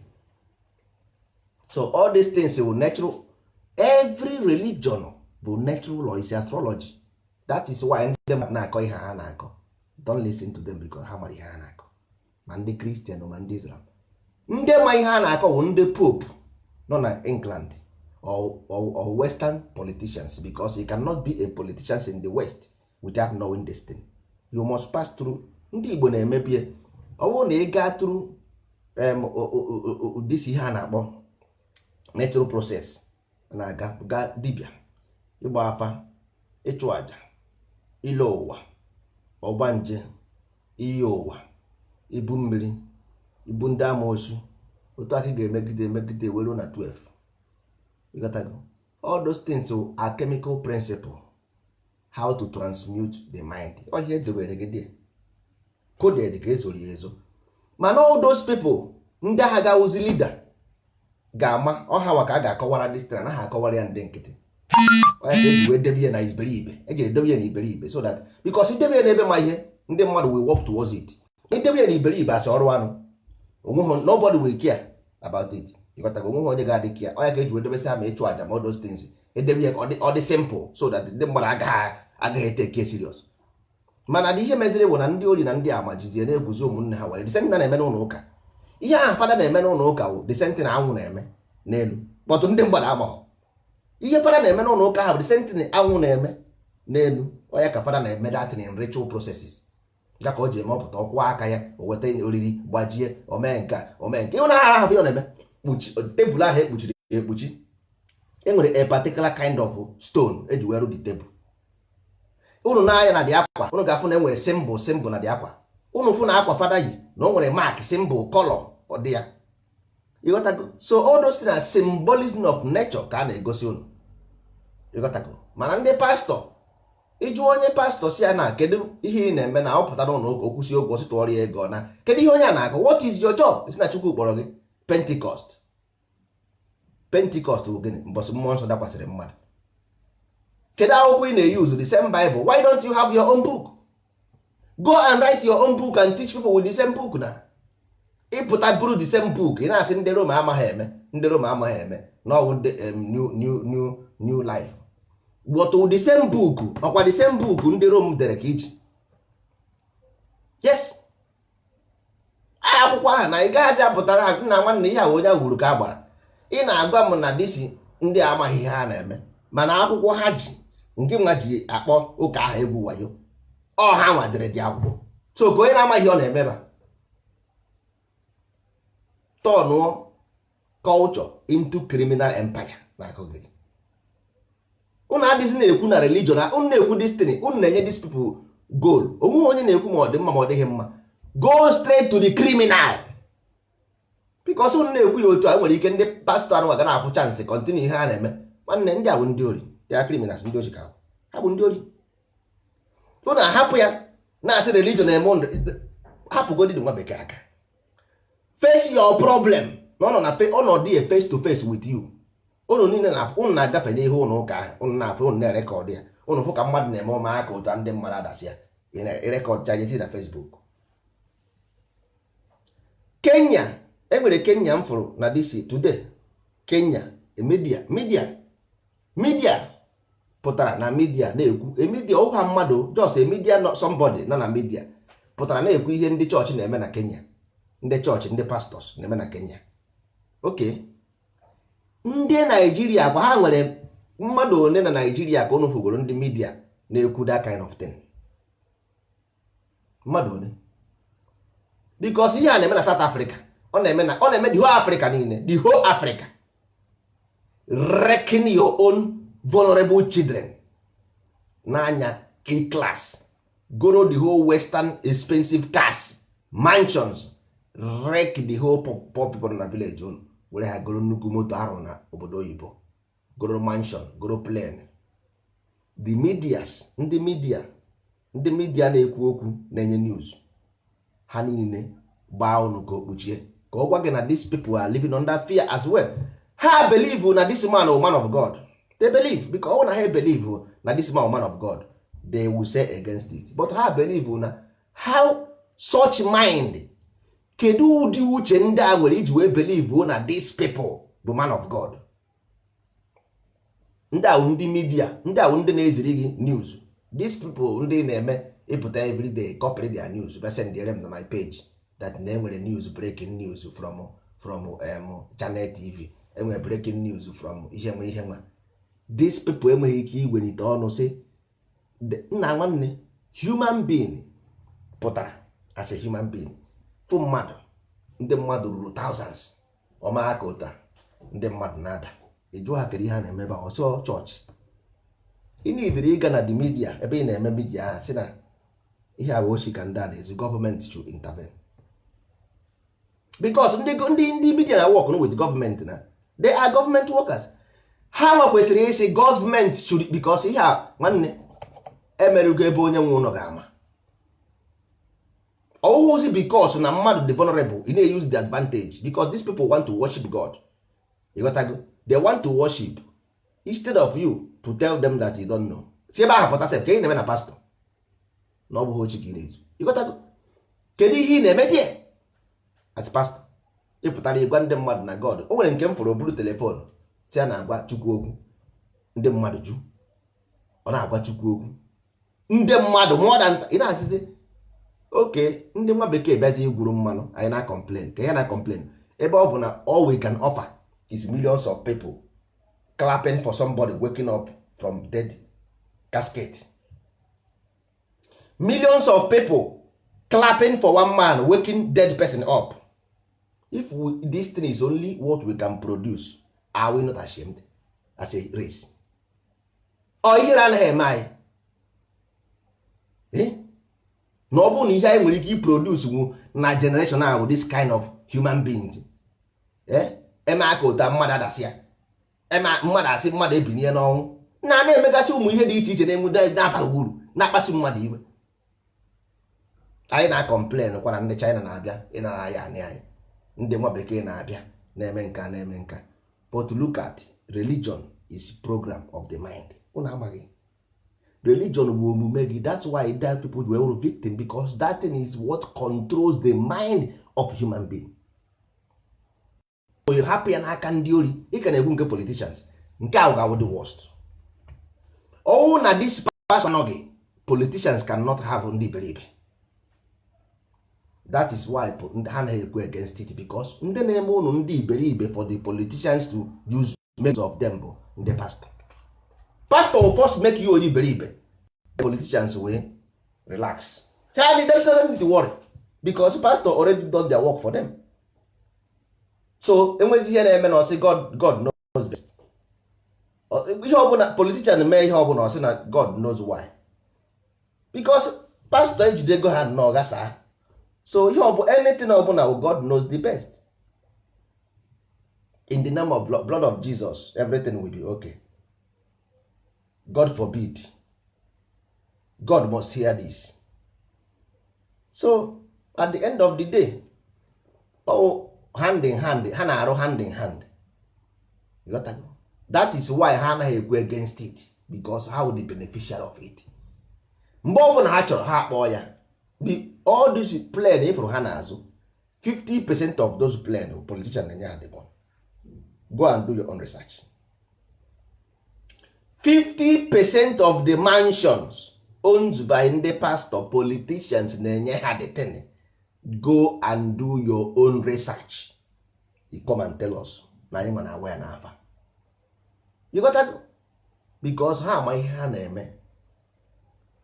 They make you onye iberibe. Then politicians will be the beneficiary of onye iberibe. Politicians achọghọ a hard man. No, they don't want it. Ha chọrọ dike. Ihe ha chọrọ bụ in Jesus name we pray. That is why onwe ha na ihe mere no. O say gị pray, continue praying. May God help us. May God do this, may God do that. As if na ịghọtago na Chukwu bụ onye iberibe. They make mockery of God every day by day. Do 24 hours they mock God. Mmadụ bịa na village unu mesịa ihe ọjọọ, ọ sị unu kpere ekpere, pray, keep praying that God will see you through. God will intervene. Onye ahụkwa ke ha na-akpọ ya security chief. Governor is a security chief of officer. Chief of officer, security chief officer, every governor. That is their fundamental right. Governor ga-apụta ọsị gị na-ekpe ekpere for security problem in his own state, ọsị gị pray. Nna nwanne, go and check ihe na-abụ na ebe a bụ absolute truth. Ọ bụghị because of na anyị na-ekwe, we are not inventing. Ọ bụghị ya na-eme invent ebe a. Ihe anyị na-agwa gị ihe mere eme, ihe na-eme eme na-emekwa eme, mere eme na-emekwa. Governor wụ security chief. Ihe ọjọọ mee na steeti ọsọ n'okpere ekpere. Ọ bụrụ na ọ maghị ihe ọ ga-eme, but ọ chọghọ ka ị na-akpa ike, ọ chọghọ ka ị kpaa ike, because ihe ha na-eme na steeti ọ ma na ọ na-etinye as a Christian ọ asị onye ụka ịbụ ọ ma na datin na-etinye ụjọ n'ime gị. That is go finish zie dị ụjọ, ọ sị gị chekwube na Chukwu. Now ị mazighị ma ọ bụ ihe Chukwu chọrọ n'eziokwu ka ọ bụ ihe bịara onwe ya. Because the program na-arọ n'ime gị is a virus. All neutralize, all dilute, because you be capable overstanding, that is to pass that mental level etinyere gị n'ime. Gọvanọ as a powerful man bịazie finish there up gwazie gị na God will intervene and don't worry, go home and pray, good praying. You got that? And ihe ahụ practical, nothing more, nothing else, practical. So ọ bụrụ na enweghị onye na-speak against it na that place, then jizie ire gị go eze gị ọnụ. Ọ bụrụ na ihe dị otu a na-eme every day, ndị politician na go and watch it every day, ha akpụ ndị ụka n'ọnụ, pastọ n'ọnụ, oge ọbụla God ga-asị ya, God asịghị ya. Bụ prezidenti pụta kwucha ọsị na alasị ya, nke ọzọ kwucha ọsị na Jizọs si ya, nke ọzọ kwucha ọsị na Chukwu si ya. You got to go. So ihe ahụ game, they are playing games. All game ka ha na-eplay nwanne. Dịka ọnwụ na ọwụghị game, kedu ihe mere nwanne? Allah nọ na Saudi Arabia, Christ nọ na Rome, ọ na Israel, amaghị m that whatever ọbụbụ n'ọnụ. Kedu ihe datịrị nwere ime with Igbo land or Nigeria? Because ha enweghị one ha nwere ike ịkpọ, because otu a ndị ugwu na ha anaghị eso ndị Igbo, ndị Igbo anaghị eso ndị Yoruba. So ha enweghị one single God. Now Igbo ha ji weta the foreign God. Oh, because of Ngwa na village, no. But for them to control the political structure, ha need one God to do it. You got to go? Oh, because ha wetara ya to deceive your father in the village. No, then bring it for the system of government. Oh, because of one small boy in the village or one small woman or your ancestors or your father. No, because they are setting an institution. This institution must have a religion because that's absolute normal. You got to go? Ọ ihe ha ji wee weta at the first place. Ndị ugwu nweburu ị na-ete isi ala mbụ. Kedu mgbe ndị ugwu, mgbe ndị British bịara, ugwu si ha nsogbu adịghị, mana isi ala mba emetụkwara ya aka. Asị nsogbu adịghị, ihe mere bụ anyị ga-edowezi ya na asọntọp ka anyị mezie nda side a, maka na anyị chọrọ side a, anyị chọrọ isi ebe a wee na control the populace. Mgbe nwana oge ebe ọ bụ na ijigoro isi ala wee jide ha already, nsogbu adịghị. But to maintain kwe dị isi ala, ndị a maintain what the Christian. You got to go. Mana ndị ọ dịziri ịmazi how to manage this thing bụ anyị nwa ọwụhụ bekee arụgo ọrụ as his own personal interest naba. Ọwụzi anyị nwa kwesịrị ịma nwanne ihe a anakwa ha aga, mana uche anyị erughị, anyị wee na-asụ onwe anyị akwụ. You got to go. Uche anyị erughị, anyị wee na-asụ onwe anyị akwụ. Mana nsogbu adịghị ka Okeke jesiri amị. Kedu onye bụ the benefit? Ndị a na-egbu egbu kwa ndị isi ojii, ndị na-egbu egbu kwa ndị isi ojii. At the end of the day, ọka enwe akwụ, ọsọ enwe akwụ, ụzọ enwe akwụ. Bekee nọ na be ya peacefully, ọkụ na-enwu 24 hours. Ụzọ dị, ụmụ ya nwere good education, ụmụ ya nwere allowance, ụmụ ya nwere ihe niile. But anyị nwere na be anyị gbusie onwe anyị complain na nwa bekee. But anyị nọ be anyị, isi ala a na-eti from Saudi Arabia, nsogbu adịghị. Chọọchị a na-aga from Christian Rome, nsogbu adịghị. Yahweh from Israel, nsogbu adịghị. No problem. Abrahamic 3, nsogbu adịghị. Mana anyị ga-atọ ọnụkwa back. Si ọwụ ndị ugwu bụ nsogbu anyị. Anyị asị ọwụ ndị Yoruba, anyị asị ọwụ ndị ọcha. But the fundamental problem a na-ekwu okwu ewu the mind, which is the religion. Mana ndị be anyị afụghị ya. Igwe ha maka nsọ ala na ihe mere anyị ga-eji eme nsọ ala. Ọwụ na ọ dịkwuo necessary ime translate na Hausa ka ndị ugwu kpebezie chi anyị. Ọ ga-adịrị anyị good ka ha kpebere anyị chi, ha kpebere chi anyị nwa. That means they give us the power, glory ha na-egive ala. Ha nyezie nna nna anyị ha. Ha nyezie the glory to nna nna anyị. Nso ọ na-bụ ihe ọjọọ. Ọkwa in 500 years you are calling Jesus giving glory to Rome. If ndị ugwu na ndị ofe akwụ ma ndị ịjọ nye anyị glory to ndị ancestor ndị Igbo, na-akpọzi Amadioha, na-akpọ na abịa ma ga-abịa to save them. Ọ na-bụ ihe ọjọọ. Is it a bad thing? mba. ịghọtago so only way ị ga-esi enwenwu peace bụ this nsọ ala translate and give ndị ugwu. ịghọtago gwa ha the mosque don't destroy but kere ihe na-akpọ nwoke ahụ ị na-akpa kpọzi na Amadioha nọ nso very close ekwe ebe ọ nọ n'azụ ụlọ abịa ma nọkwa close to here. ịghọtago hapụzie nke ahụ nọ na mgbakọ isi na cultural education nyebe ha dị nri small ha rie ya ha rie ha na ya the peace will regain. ndị ofe akwụ rie ya peace will regain. mana as long as na that man nọ na Arabia nọ ebe ahụ nwere ụgba, as long as na that man nọ na Rome, that nwoke ọcha nọ n'ala Igbo, ụgba dị. Until this our own ancestry creation take over that place. Because ihe a na-agwụ na ọ dịkwa ha difficult. Ọnwụ n'ụlọ mara ka ndị asị wee tinye ihe a na ebe anyị ụrụ mara ọ dị difficult because ọ mmadụ na-eji aka etete n'ụra on Sunday gawa ụka onwe onye si atete ihe ahụ volunteer once inyegharị ya dị nri orie na ya nwanne ori ha dị nri origo dị nri. So ọ ka mma ka anyị bido n'oge chọba ego oji before chi eji ụmụ ibe ọ dịghị osighi ike. Be example, were onwe gị mee example, were onwe gị asị onye nsọ ala jụọ ihe ndị a na-eme jụ ya jụ ya n'ime mmụọ na eziokwu Chineke gị ga-aza gị ekpere. You don't need to call Jesus to have victory. You don't need to call Jesus to have glory. You need to hear all those things. You got to go. Bogodi nwanne ama ọ na-agba ama. Ị mana ndị arọ ihe a na-akpọ dati arụsị unu na-akpọ abịa ma mgbaama. So the person a na-ekwu maka ya bụ ama ọrụ abịa na Dioha because Dioha like governor. Dioha is like governor. Ọ bụ ama ka a na-ekwu maka ya. Ọ dị ama the man there is ama. Mmadụ na-asị amamihe. So ama ga-abịa ama Messiah ka a na-ekwu maka the coming Messiah that will come and save his people. That's why o ji eme mgbe ndị ochie ihe siri ike akpọ abịa ama Messiah to come and save us. All the same Amadioha but let him come.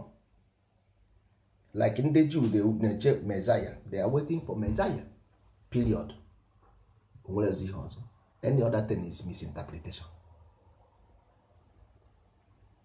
Or misinterpretation because Amadioha and Abia is the same.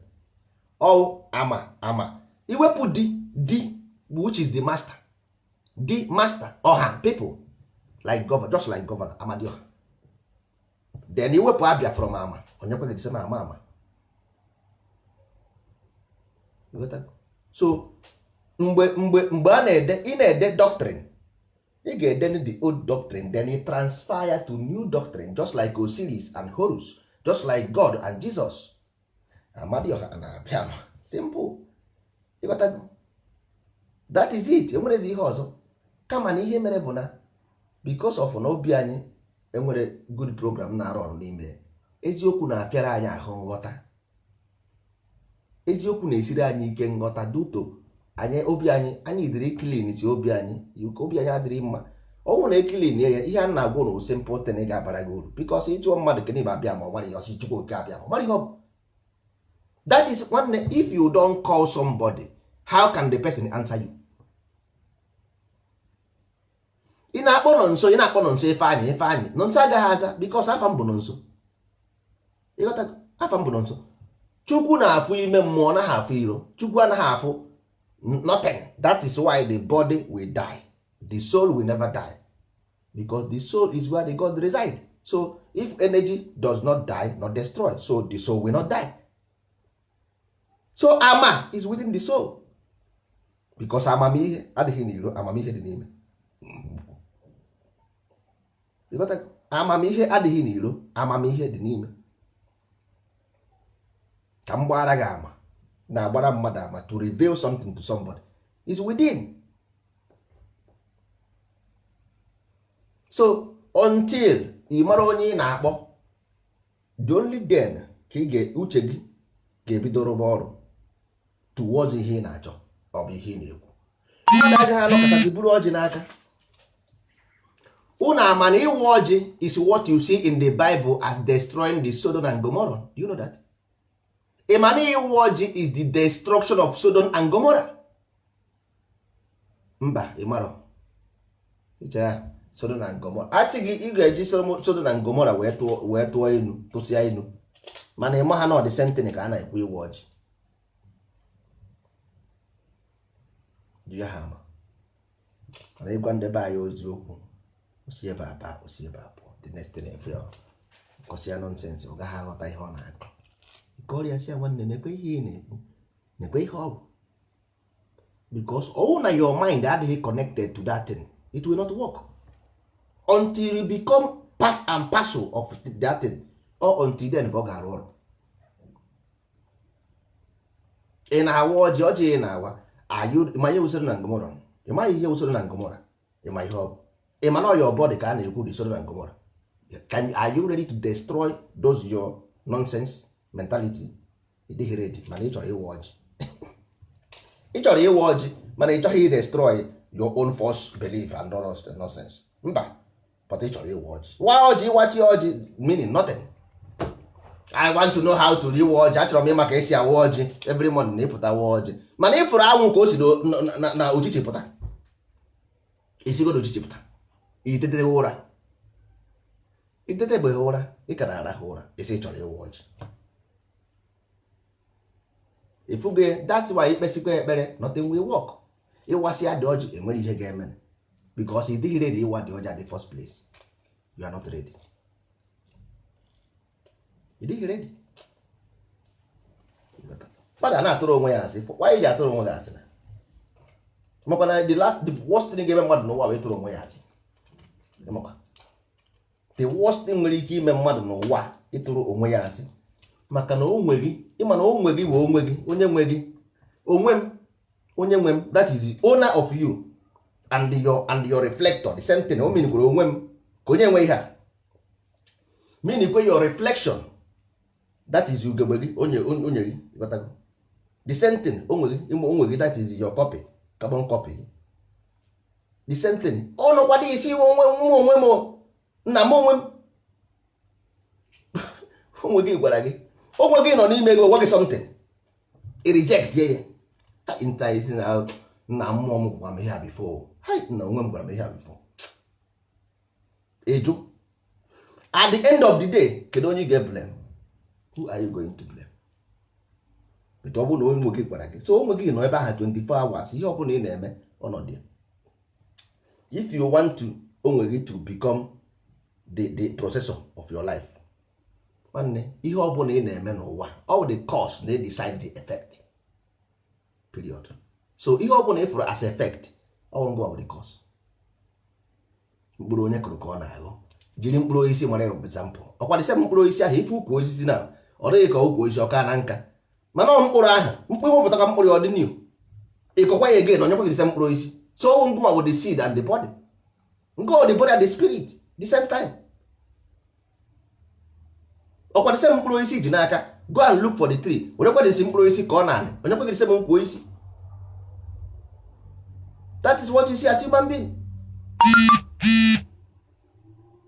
Ihe ifuru ka mmadụ. Amazi m nke ọ ga-esi eme, ị na-agba ndị be anyị okwu everyday, ọ dị ha ka ama m ebe uche ha na-eje. Just because of Nigeria adịghị mma, everybody begin to think Nigeria adịghị mma, what can we do? That's here materialistic bomb cloud ndị Jamaica.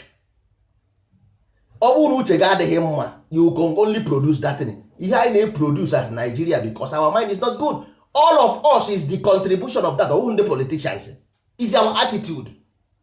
Mkpụrụ onye kụrụ ka ọ na-aghọ, ọwụ politicians, ọwụ anyị niile because anyị enweghị nsọ ala, anyị enweghị a program running in our system, because onye ugwu amaghị ihe a na-akọ na Israel, onye Christian amaghị ihe a na-akọ na Bible, period. That is why agbala adịghị m. That's why Nigeria na-agbagara mgbe ọ bụla a ga-atụ vootu ebusie ndị mmadụ.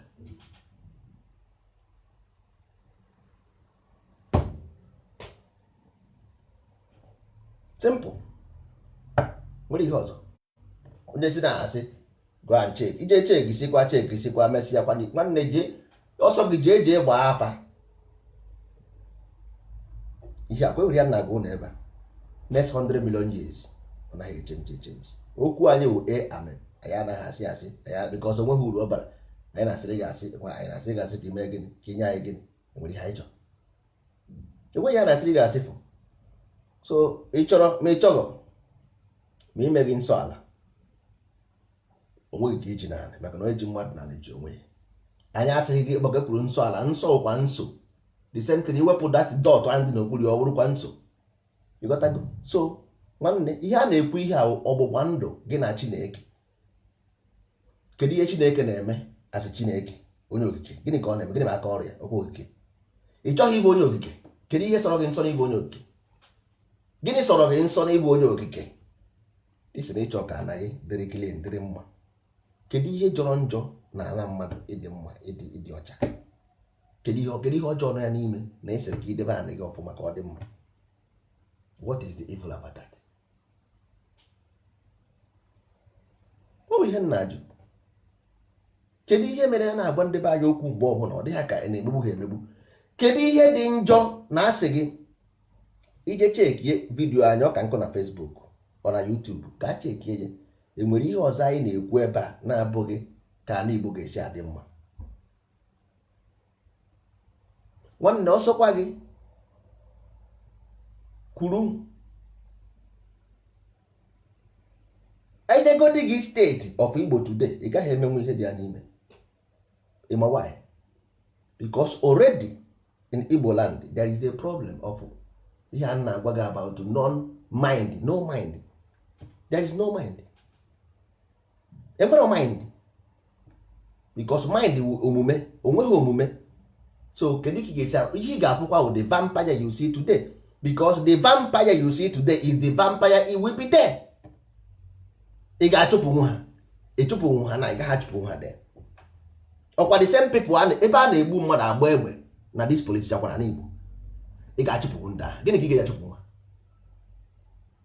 ị makwana na-ekrieti police force ekrieti kedu mgbe ị ga-eje krieti ị makwana na-ekrieti ama ekrieti natural security force a na-eme create you don't do them in one day so ị ga-enweba anaki ndị fọziri afọ ndị egbufọrọ egbufọ nwere ike o take gị 50 years to find a state may take you 50 good years ma ọ bụrụ na ị ga-emecha if you can ever found a state if you ever Somalia enwetabeghị state today Somalia enwetabeghị state to today 50 years of war Somalia within Somalia ha anaghị achọ independent Somalia is not looking for independent Somalia within Somalia 50 good years a na-agba egbe gịnị ka a na-agba ijikwa ịgba dị Somalia na-ajụ ha ka ha na-agbara egbe a na nobody will ever say what is happening a na-eti isi ala so kedu isi ihe wụ dị nsogbu na nobody can say a na-agwa ha na their mind is not there exactly the same thing ị na-agwa ndị be anyị something ọ na-ekwu ihe ọzọ ọ na-agwa ya something ị na-agwa mmadụ something ọ na-ekwu ihe ọzọ you and your mother cannot agree then ke ihe na-akọ gị na mmụnụ cannot agree in one thing call your mother now gwa ya maka omenala ma ọdịnala she will not agree with you ị na-egwu maka country with this woman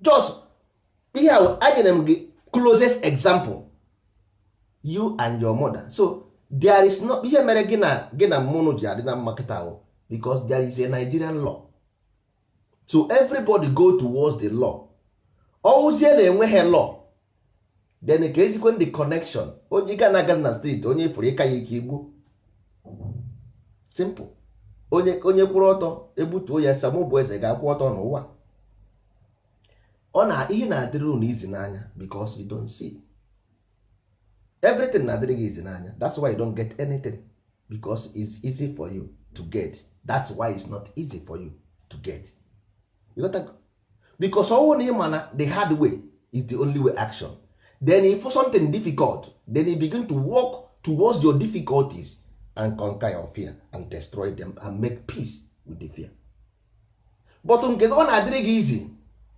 at the end of the day ị gaghị enweta anything because if we are as easy something You look for easiest way to boycott everything. Boycott. We boycott election. We boycott Nigeria.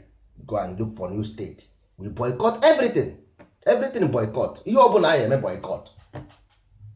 Ihe ọbụla a ga-eme boycott. You cannot confront your enemy. You cannot confront your fear. You cannot confront anything. Anything will boycott. Atụrụ vote, erige vote, boycott. Nigeria is not working, boycott.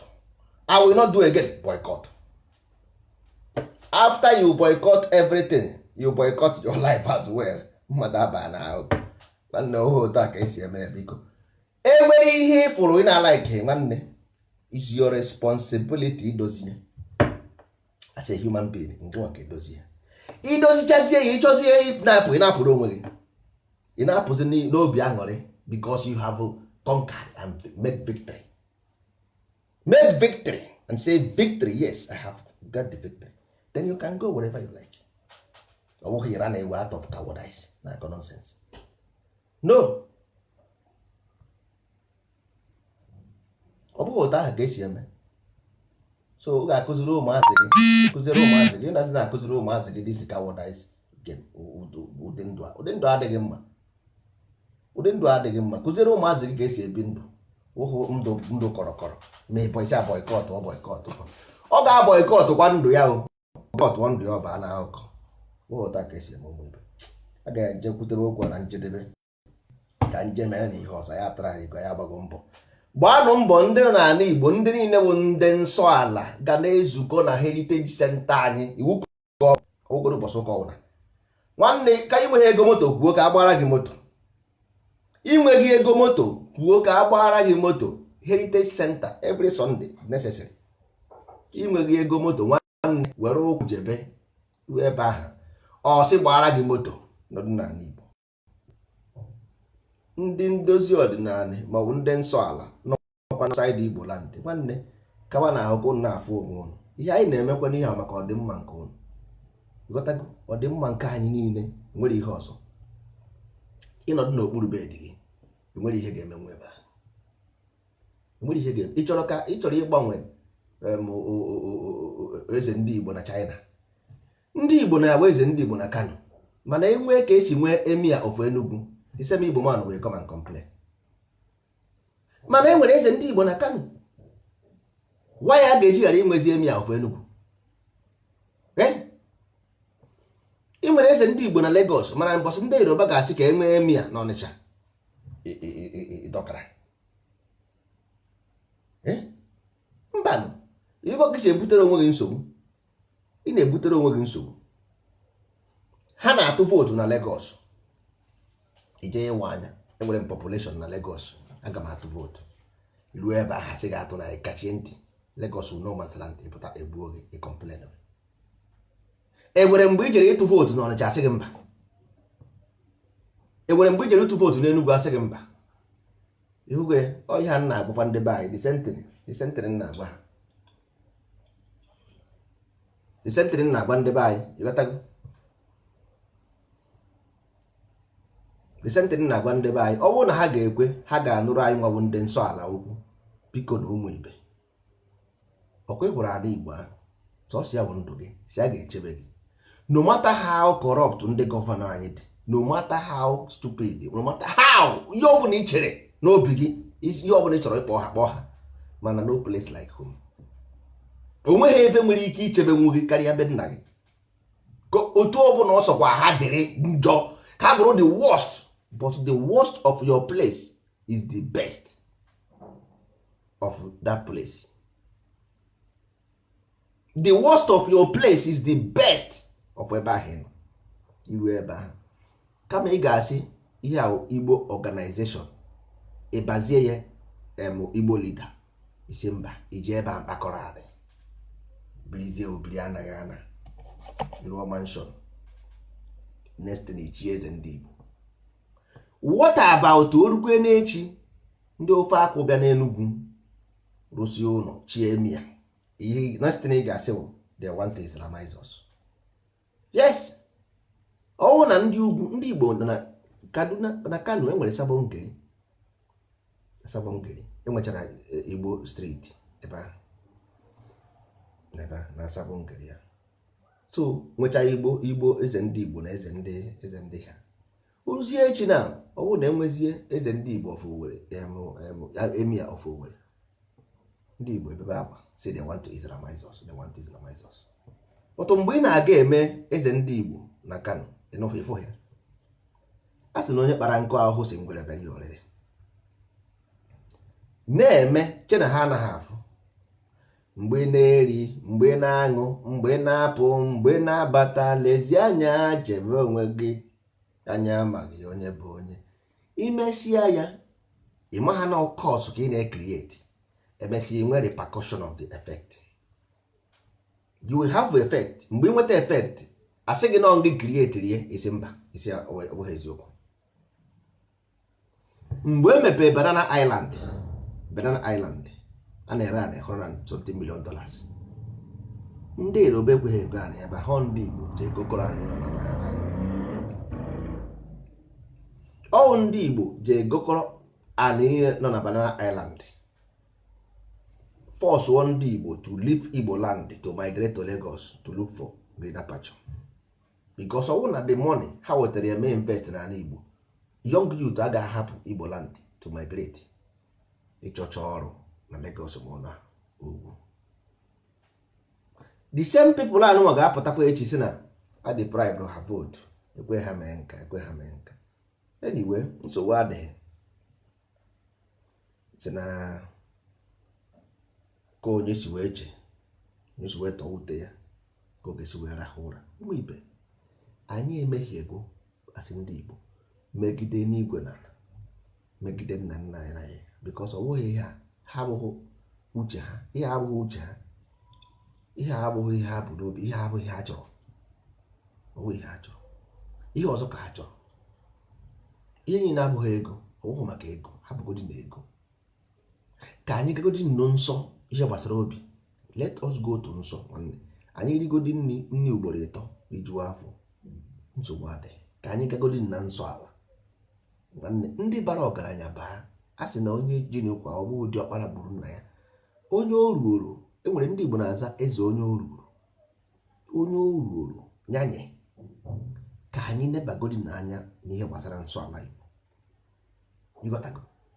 Anyị ga-emeke sure, anyị ga-ejisi ike ọwụ isi ọrụ aka were godi sustain godo onwe anyị for few years, hapụ godi ndisi bute.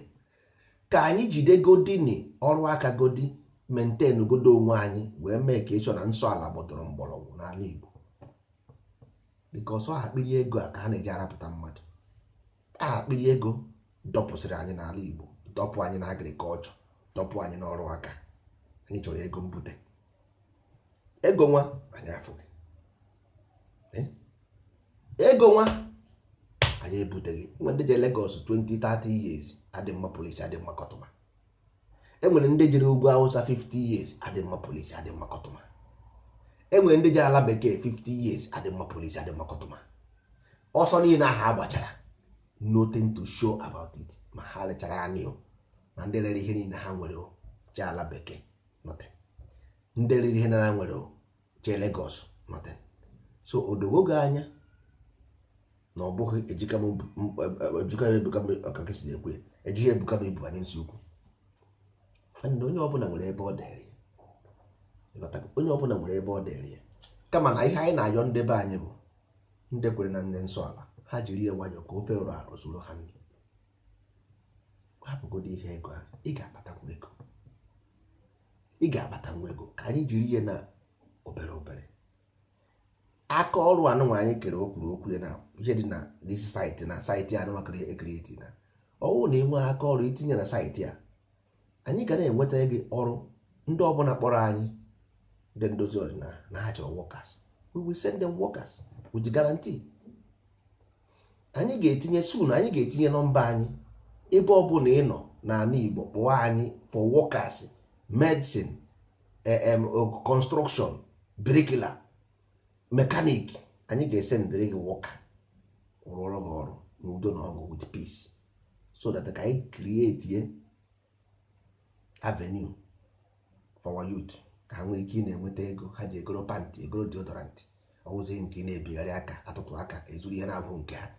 maka e nwere ebe agụụ na-eme ogologo nwoke o ruo n'oge ịrụ nwaanyị ọnwụha nwunye amụke n'iche akịrịcha ọ daa ịhụ na ọ dịghị mma gote nwe ụdị odorant ogote nwu pantị obute nwu ha asa ọ ga-ebunye ozugbo ochi ife mara ihe na-eme na o nwere ike mgbọsị izi o jere ejideghị aka ugbo kpọọ ya ọkụ ịghọtago njọ a ga-adị anyị n'isi ịghọtara njọ a ga-adị anyị n'isi ihe ga-eme njọ a ga-eji adị anyị n'isi bụ na a sị na afọ ekwughị gburu okenye mana ekwube anọghị gburu nwata afọ ekwuru gburu okenye mana ekwube anọghị gburu nwata onye ka anyị ji wee na-eti mkpu sị ụmụ ibe tinye n'aka ka anyị mee ya maka anyị mee ya ọ ga-abara anyị uru bara ụmụ ụmụ anyị uru bara onye ọbụla bụ ikwu ibe uru ọwụghụkwa ofu ụbọchị na-abụ ọ ga-etekwa aka mana ka o si na dị aga na-afụ ya anya a sị na ihe agba n'aka anaghị eji onyo anya eleghị ihe agba n'aka anaghị eji onyo anya eleghị so ụmụ ibe biko tinye n'aka n'ihe gbasara nsọ ala Igbo n'ebe a na ya anya ihe gbasara nsọ ala Igbo ihe abụghị maka ọdịnala Igbo ihe amara n'ala Igbo ga-enu ọnụ ihe anyị ji wee kwuo maka nsọ ala bụ na omenala na ọdịnala dị iche na nsọ ala maka o nwere kọlchọ mmadụ agaghị asị na ya wụ kọlchọ mmadụ agaghị asị na ya wụ religion because ọdịnala wụ religion omenala wụ kọlchọ so ị gaghị asị na-ewe ihe a mana e nweziri omume gị gịnị wụ omume gị ịghọtago anya ka anyị ji wesị na anyị bụ ndị nsọ ala omume because anyị nwere anyị na-aza iro isi obodo anyị kpochasịa ya maka na e nwere anyị nwụrụ ndị nke ha na-akpọ ya ndị ha na-akpọzi ndị sanitation ịghọtago na-azacha obodo ihe enwe nna nwanne ihe eteki were n'ọrụ na take work take duty ke ihe aka ọrụ gị take it you must take duty ịghọtago take God and take duty kedu onye decide to follow anyị decide gosi na Amadioha amamihe ịghọtago na anyị gara ịgbarụ ndị be anyị ama na-agbara m ama mgbaama ịghọtago na ama ga-abịakwa ama ga-abịa leta anyị na-agbara ụlọ ama na ama ga-abịa ka anyị zachazie obodo anyị ama ga-ebi na beruru unyi ma ọbịa ama ga-ebi beruru unyi ma ọbịa mba ka anyị dozie enyi ọfụma dozie na ụzọ nke ama na ọ na-abịa onye ka anyị na-eme na nwere ihe ọzọ ọ maka asụrụ na Latin na Christ Messiah is coming na English anyị si na ama na-abịa anyị nwawo ndị nsọ ala ka anyị dozie ụzọ nke ama na ọ na-abịa nwanne nwere ihe ọzọ dị n'ime ya ọkwa disema asụsụ ka anyị sụrụ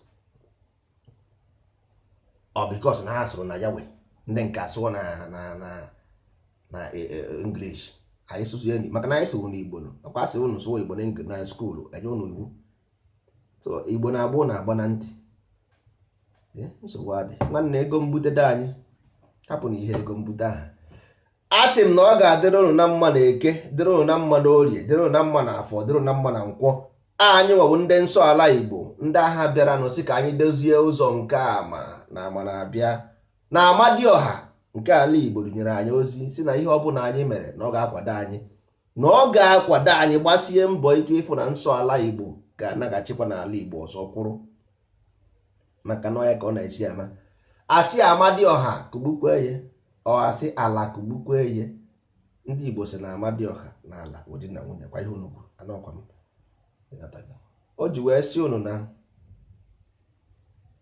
n'ala ga-agbari ya aka mbe ndị Igbo si unu tụlitebe ha o ala tụlitebe ndị arụ nna nwanne ekwere m kwesị ike na ike dị n'ime mmụọ maka na ọ bụrụ na ọ bụ ike dị n'ime mmụọ plen agagharị plen bụrụ nnukwu ibu mana ka o si wee rịa n'ikuku ọ bụrụ na ịmata ike ji ụwa nwanne enweghị onye ga-emeri nwoke n'agha nọ na ịmara ike ji ụwa ndị Igbo na-agba ike eji mana mmadụ one ma ihe mere ndị izu ọgụ na-afa ha izu ọgụ ha na-agba ike eji ike ji ụwa onye ha na-agba ya ma ndị na-eme njọ ma ndị na-eme mma ala tụlitebe nụ ha o tụlitebe ha o ala tụlitebe ndị arụ o tụlitebe ha o ala tụlitebe ndị arụ ma ndị na-eme njọ ma ndị na-eme mma ala tụlitebe nụ ha o nwanne ala ga-atụlite ndị arụ, ọ ga-atụlite ndị arụ, ma ndị na-eme njọ ma ndị na-eme mma, ọ ga-atụlite ha. Unu ga-afụ ka ana Igbo ga-esi wee kuku ekuku. Ihe anyị na-agwa unu ebe a taa, unu ga-abụ anyị witness, because Igbo living witness. Ịfụrụ ka anyị na-ekwu ya, ma mgbe ọ ga-eme onye ọbụla n'anya, ọ ga-eme unu n'anya. Ala ga-atụ ndị arụ, a ga-achụpụ ha n'ala Igbo, ana ga-achụ ha ọsọ. Ndị Igbo so na ụka onye ahụrụ na-achụ ha ọsọ, maka ihe mere na omebe bifo bụ na mmụọ na-achọ na ahụ onye ọ ga-abanye wee kwuo dị okwu, because mmụọ anaghị ekwu okwu na nkịtị, ọ na-ekwu okwu site na mmadụ. Ọ na-achọ ahụ onye ọ ga-abanye wee kwuo dị okwu, o werezie mmụọ onye ahụ na-arụzi dị ọrụ, maka na moto anaghị aga n'ikuku, moto na-aga na ahụ moto. Mana ka ihe mere moto ji aga aga, ọ mmadụ materialị rụcha datin tinye taya nọ na-aga aga. Otu a ka mmụọ si wee rụọ mmadụ ka ọ wee na-aga aga na-enye ihe ọ na-achọ mgbe ọ bụla ọ chọrọ. Mgbe anyị ga-ebido, o nwere mgbe ndị nsọ ala ga-eme, o nwere nọmba ndị nsọ ala ga-eme o ruo na efu ihe nna agwa gị for the reaction. Maka na nature bụ mmụọ, mmụọ bụ nature, mmadụ bụ mmụọ, mmụọ bụ mmadụ. O nwere nọmba ọ ga-eme ndị nsọ ala ruo n'ala Igbo na for the vibration ọrịa. Ihe onye ọbụla mere ihe ọjọọ ebe a na-achụ ya ọzọ, ọ na-aga na gbafuo. Ọ pụta n'ala Igbo ara aghọ ya, isi na-azị ọ bụta n'ala Igbo ara aghọ ya, ọ pụọ n'ala Igbo anaghị ana. Ọ bata n'ala Igbo ara aghọ ya, ọ pụọ n'ala Igbo anaghị ana. Jos iwu isi time will come, ndị ọjọọ o buru akpa ya ọ na-agba iju ego ọsị gị mba ana Igbo jeme gịnị tụfịa akwa ana mejeba ha ime gịnị. Ọ ihe ị ga na-anụzi. Ọ bụrụ ala bekee ruo rie, ọ na-ada saịdị, ị ga na-asị ya ọsị gị mba anaghị m ejezi ana Igbo ahụ egen. Ghana, obodo oyibo, ugwu Awụsa, ana Igbo mba, ahapụziri anyị paradise, anyị ana na paradise jebiri. Ọ ga-eme ụnụ n'anya. Watch and see. Number, we are looking for the number. Number ruha ana ụnụ afọ ihe a na-agwa ụnụ n'aka mere azụ gba mgbọrọgwụ. A na-enwe obodo enwe, obodo adịka ụrụ anyụ.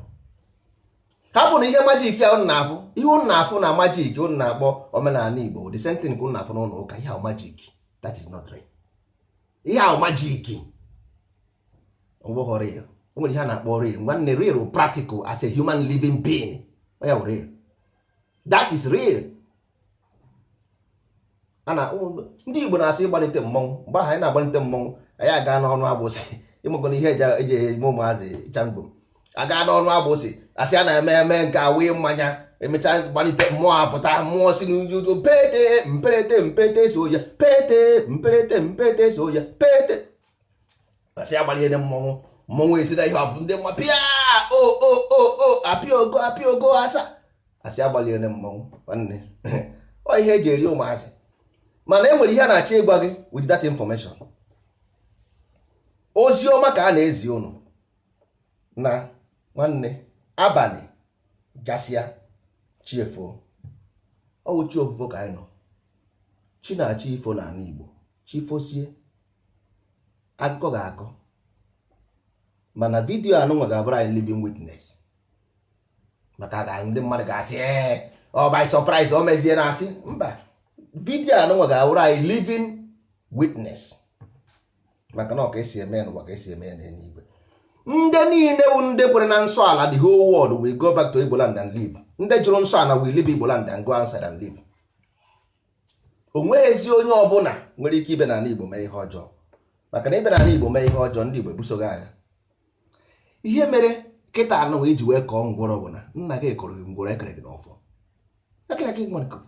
A na-eke mmadụ n'ọfọ na ekere gị n'ọfọ. Kwa ndị Igbo na-asị ekechiri onye ekechi. Ọ na-agba ihe ahụ. A na-asị ọkwa na-ekwu ekwe ekechiri onye ekechi. Ihe ahụ ụka bụrụ ilu. Ọ bụghị Jọs na ekechiri mmadụ asị ekere ya. No, ọ language ha na-anụ mana ha amaghị ihe ọ. So ha yuzuzie literally na a na-ekechi mmadụ ekechi. Ọ bụghị ya. Onwe ihe na-asị ike mmadụ n'ọfọ. Nwa ya ọ ga-amụ amụ because he set to go a pace for your generation. That is all ya anyị fụrụ na bụnụ ekowere ekowe a na-akpọ ọfọ. All that thing na ekere gị n'ọfọ dị ya. Ịtọ nụọ bụrụ tụfuo mebisie na-etuzugharị. Ị na-aga eri erike ị na-aga. Simple. Bịa na nsọ ala atọghị ihe ekechiri ekechi, ị nwere onwe gị. ịgba nke mbụ ọtụọ n'ogwe, ịgba nke abụọ ọtụọ n'ogwe, ịgba nke atọ ọtụọ n'ogwe, ọgwụ ogwe ka ha pịara atụ. Nwanne m nwoke nwanne m nwaanyị ọ bụ ogwe ka ha pịara atụ. 40 years 50 years ebi nwe obe dị, 60 years ịnụ nwe nwaanyị, itinye aka ebe a ọkpọchie, itinye aka ebe a ọkpọchie, ịgba nka ọtụ, ịgba nka ọtụ, ịnụọ dị nke abụọ, ịnụọ dị nke mbụ, ịnụọ nke atọ, ịnụọ nke anọ, ịnụọ nke ise, ịnụọ nwaanyị nke mbụ, ịnụọ nke abụọ, ịnụọ nke atọ, ịnụọ nke anọ, asịrị gaa ụzọ iburu. Ihe anyị na-awa gị wụ n'afa nwanne, asị m zie okenye ozi ezie m isi mbute ebute nsị ụtụrụ ji m eme gị. Ihe m na-agwa gị bụ na ekere gị n'ọfọ, ịgbasi ọsọ ije na nke dibịa orie gị wayo, ya nara ụlọ ego. Ihe na-agwa ụlọ ebe a asị gị kwụọ anya ụgwọ, ị gaa na nke dibịa ọ nara gị ego tii na akpa kọrọ gị stori. Mana ihe anyị na-agwa gị ebe a bụ eziokwu dịka Chukwu si kee ya na nna gị ekere gị n'ọfọ. 99% of ndị Igbo nwere ọfọ, ọkwụrụ ma ndị ochie. 99% of ndị Igbo ndị ochie nwere ọfọ, because Igbo were union. Before ị bata the union ị ga-enwe n'ọfọ, anaghị abata ya ha. Maka ndị na-asị na Igbo si na abịa nwa bịa, ha mara ihe bụ Igbo. Igbo were union. Before ị bata the union ị ga-enwe ọfọ. So ndị ahụ nwere ọfọ ahụ bụ ihe mụrụ ụnụ, ekere gị n'ọfọ. That is why ị ji aga eri until you become, because mmadụ ọ dere na akwụkwọ nke a na-akpọ ya Jona bụ akụkọ Igbo. Kedu ndị na-ege ụka gịnị ka e kwuru na book of Jona? Igbo story ka e were tii na Jona. Gịnị ka e kwuru na book of Jona? Na God called him a message. Jona gbapụ ọsọ na ebe nwa Jesu. Ọ baa n'ụgbọ nka ebili mmiri, ọ baa n'ụgbọ nka ebili mmiri, ọ baa n'ụgbọ nka ebili mmiri. Ka ihe mere eburu ya eruo n'ime mmiri tugbu m. Azụ eburu Jona wa. Nwanne agaghị m atụrụ gị asị, enweghị kwube ebe ifụrụ m, enweghị m ike ịtụrụ gị asị ezigbote. I can never give you a lie. Ihe m na-agwa gị bụ the story by your father through me to tell you. Ọ bụ ihe m na-agwa gị. Mana isikwa na asị 100 years time you will come and confess na ihe this boy kwuru bụ eziokwu. Ị ga-agasị n'azụ na-aga meet dibịa ka ọ gbara gị afa. The same thing m gwara gị ebe a for free. Ị ga were ego nye dibịa ka ọ gbara gị afa. Mana a gwara m gị the same thing here. Ka ihe na-enyezikwa ndị bi ego for what? Ị na-agba ihe na-eme na ihe itinye aka ebe ọ naghị agị chere. Nsị gị na-ekere gị n'ọfọ, ị naghị anụ ihe. Ekere gị n'ọfọ. Ị gaa na nsọ ala ga-agwa gị ihe ị ga-eme. Imesịa ya nwanne gị na nna gị adịrị n'udo, nsogbu ha na gị na nna gị adịrị n'udo, maka na ọnya ahụ blood ya ka o ji mụ you are him. Ọ bụ ịbụ nyanwa nwere ihe dị iche. You are ancestors. Isikwa na asị gaa dị ya, ha ga-asị gị weta ọkụkọ weta ewu, mee nka mee nka. Imesịa ya ihe na-ebe ga na-ebe, ihe na-ebe ga na-ebe. You like to try, get try ya. Ị ga-abịakwa here after many years. You see how na this guy na-ebu amụma ahụ. Ị ga-abịakwa ya ebe a, ebe a ka anyị nọ, nwere ebe anyị na-eje. We are not going anywhere. Nsọ ala abịago bụ na ọbịago ọka aga obi soro. Enwe ndị si na ya anaghị eme freedom fight na mere ha anaghị eso anyị. Asị m ya biko, ebe ahụ ị nọ n'ụlọ ụka, Jizọs ị na-eso ọ na-eme freedom fighting? Jizọs ọ na-eme freedom fighting? Mba. Then ka ihe nwaanyị anyị ga-eji wee mezi ọkwa Jizọs na-agwa ụlọ okwu ozi ọma. 90% of ụnụ na-eje ụka. Ya wee ọ na-eme freedom fighting? Ya wee o mere freedom fighting? Why must we do? Mmadụ fụọ eziokwu kama ọ ga-ekwu okwu eziokwu, ọ na-agbagharị okwu okpukpu gị. Onwe mgbe anyị si ekwụsị anyị asị ga-emezine? Enwere mgbe anyị dere na Facebook anyị sị ga-emezine? No. Then ka enwe your problem. Kedu ihe wu nsogbu gị? Na anyị na-ekwu ka ndị Igbo ga-esi adị mma. O nwere onye sị gị kwụsị ihe na-eme?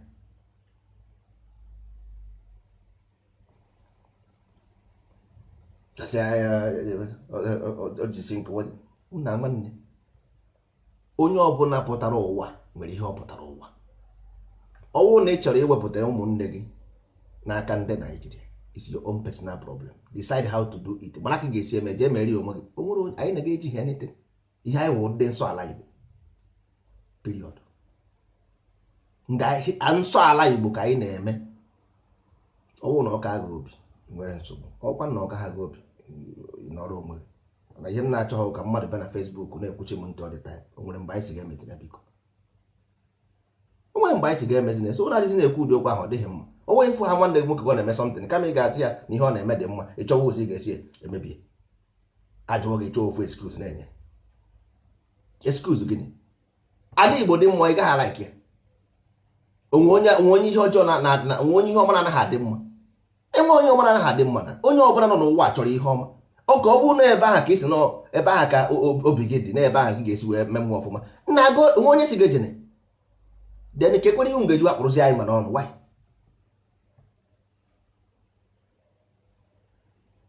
Kedu ife mmelụ mmadụ ji wee kpụrụ m n'ọnụ?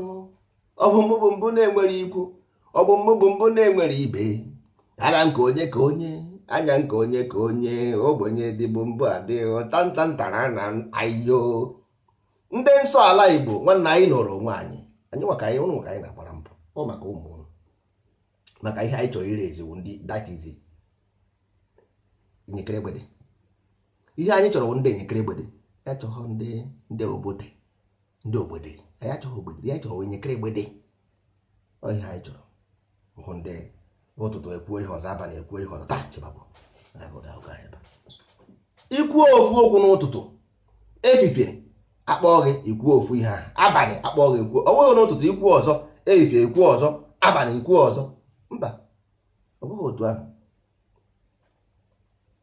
Enwere ike ọ bụrụzie ndị nsọ ala sef ụmụ ụnụ ga-amụzi na nsọ ala ahụ a ga-abụzi ihe ga-emechapụ na ihere n'anya maka ihe nna afụ kịta mba nwanne mba ka ahụ ndị ga-akpara star n'aka na-akọ akụkọ ihe o ji star n'aka na-akọ ihe ọ gwa na ebe ọ na-aṅụ star ndị iro abịa ebe ọ na-aṅụ star ndị iro abịa onye kpa star n'aka na-akọ akụkọ mba nwanne kwesịrị ịdị redi na ebe a redi ị ga-adị redi na-eche nche 24 hours asị mụrụ anya dịka azụ.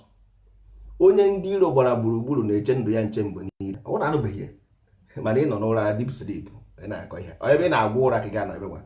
Ị ga na ebe ị na-agwọ ụra na ndị abịa da place were ụra chachie gị anya chache gị ntị n'imi mapụta gị ọzọ ime dị mara ihe a na-akọ chena ndị a na-egwu egwu nwanne na-anaghị egwu egwu.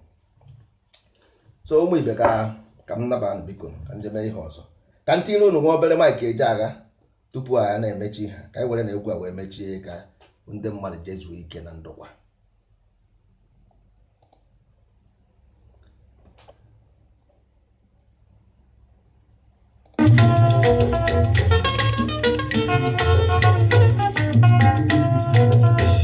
Obi akọ mesikọrọ welu nya bụ jele wee tiwa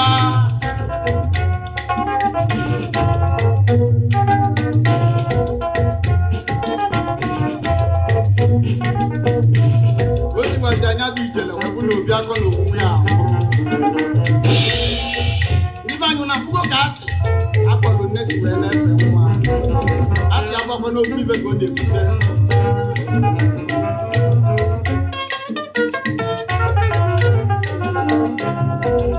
ọbịago obi nwa m ọbịago obi nwa m ekene n'ijele m wee akwa n'ijele m daba ike ekene n'ijele m wee ijele m ji agba mgba ekene n'ijele m ji agba mgba ọ bụrụ na be mmụọ ijele m na-agbakwa n'ike ya ọ bụrụ na be mmadụ ijele m na-agba ike ya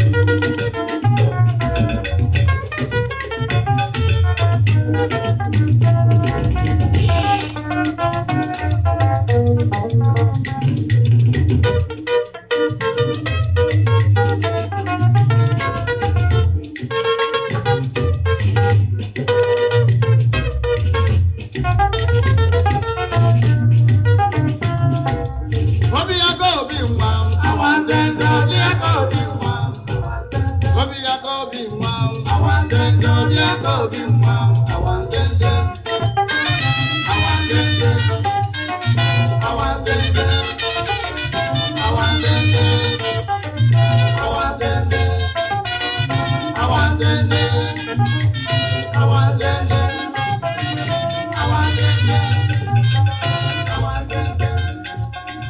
awanzenze awanzenze o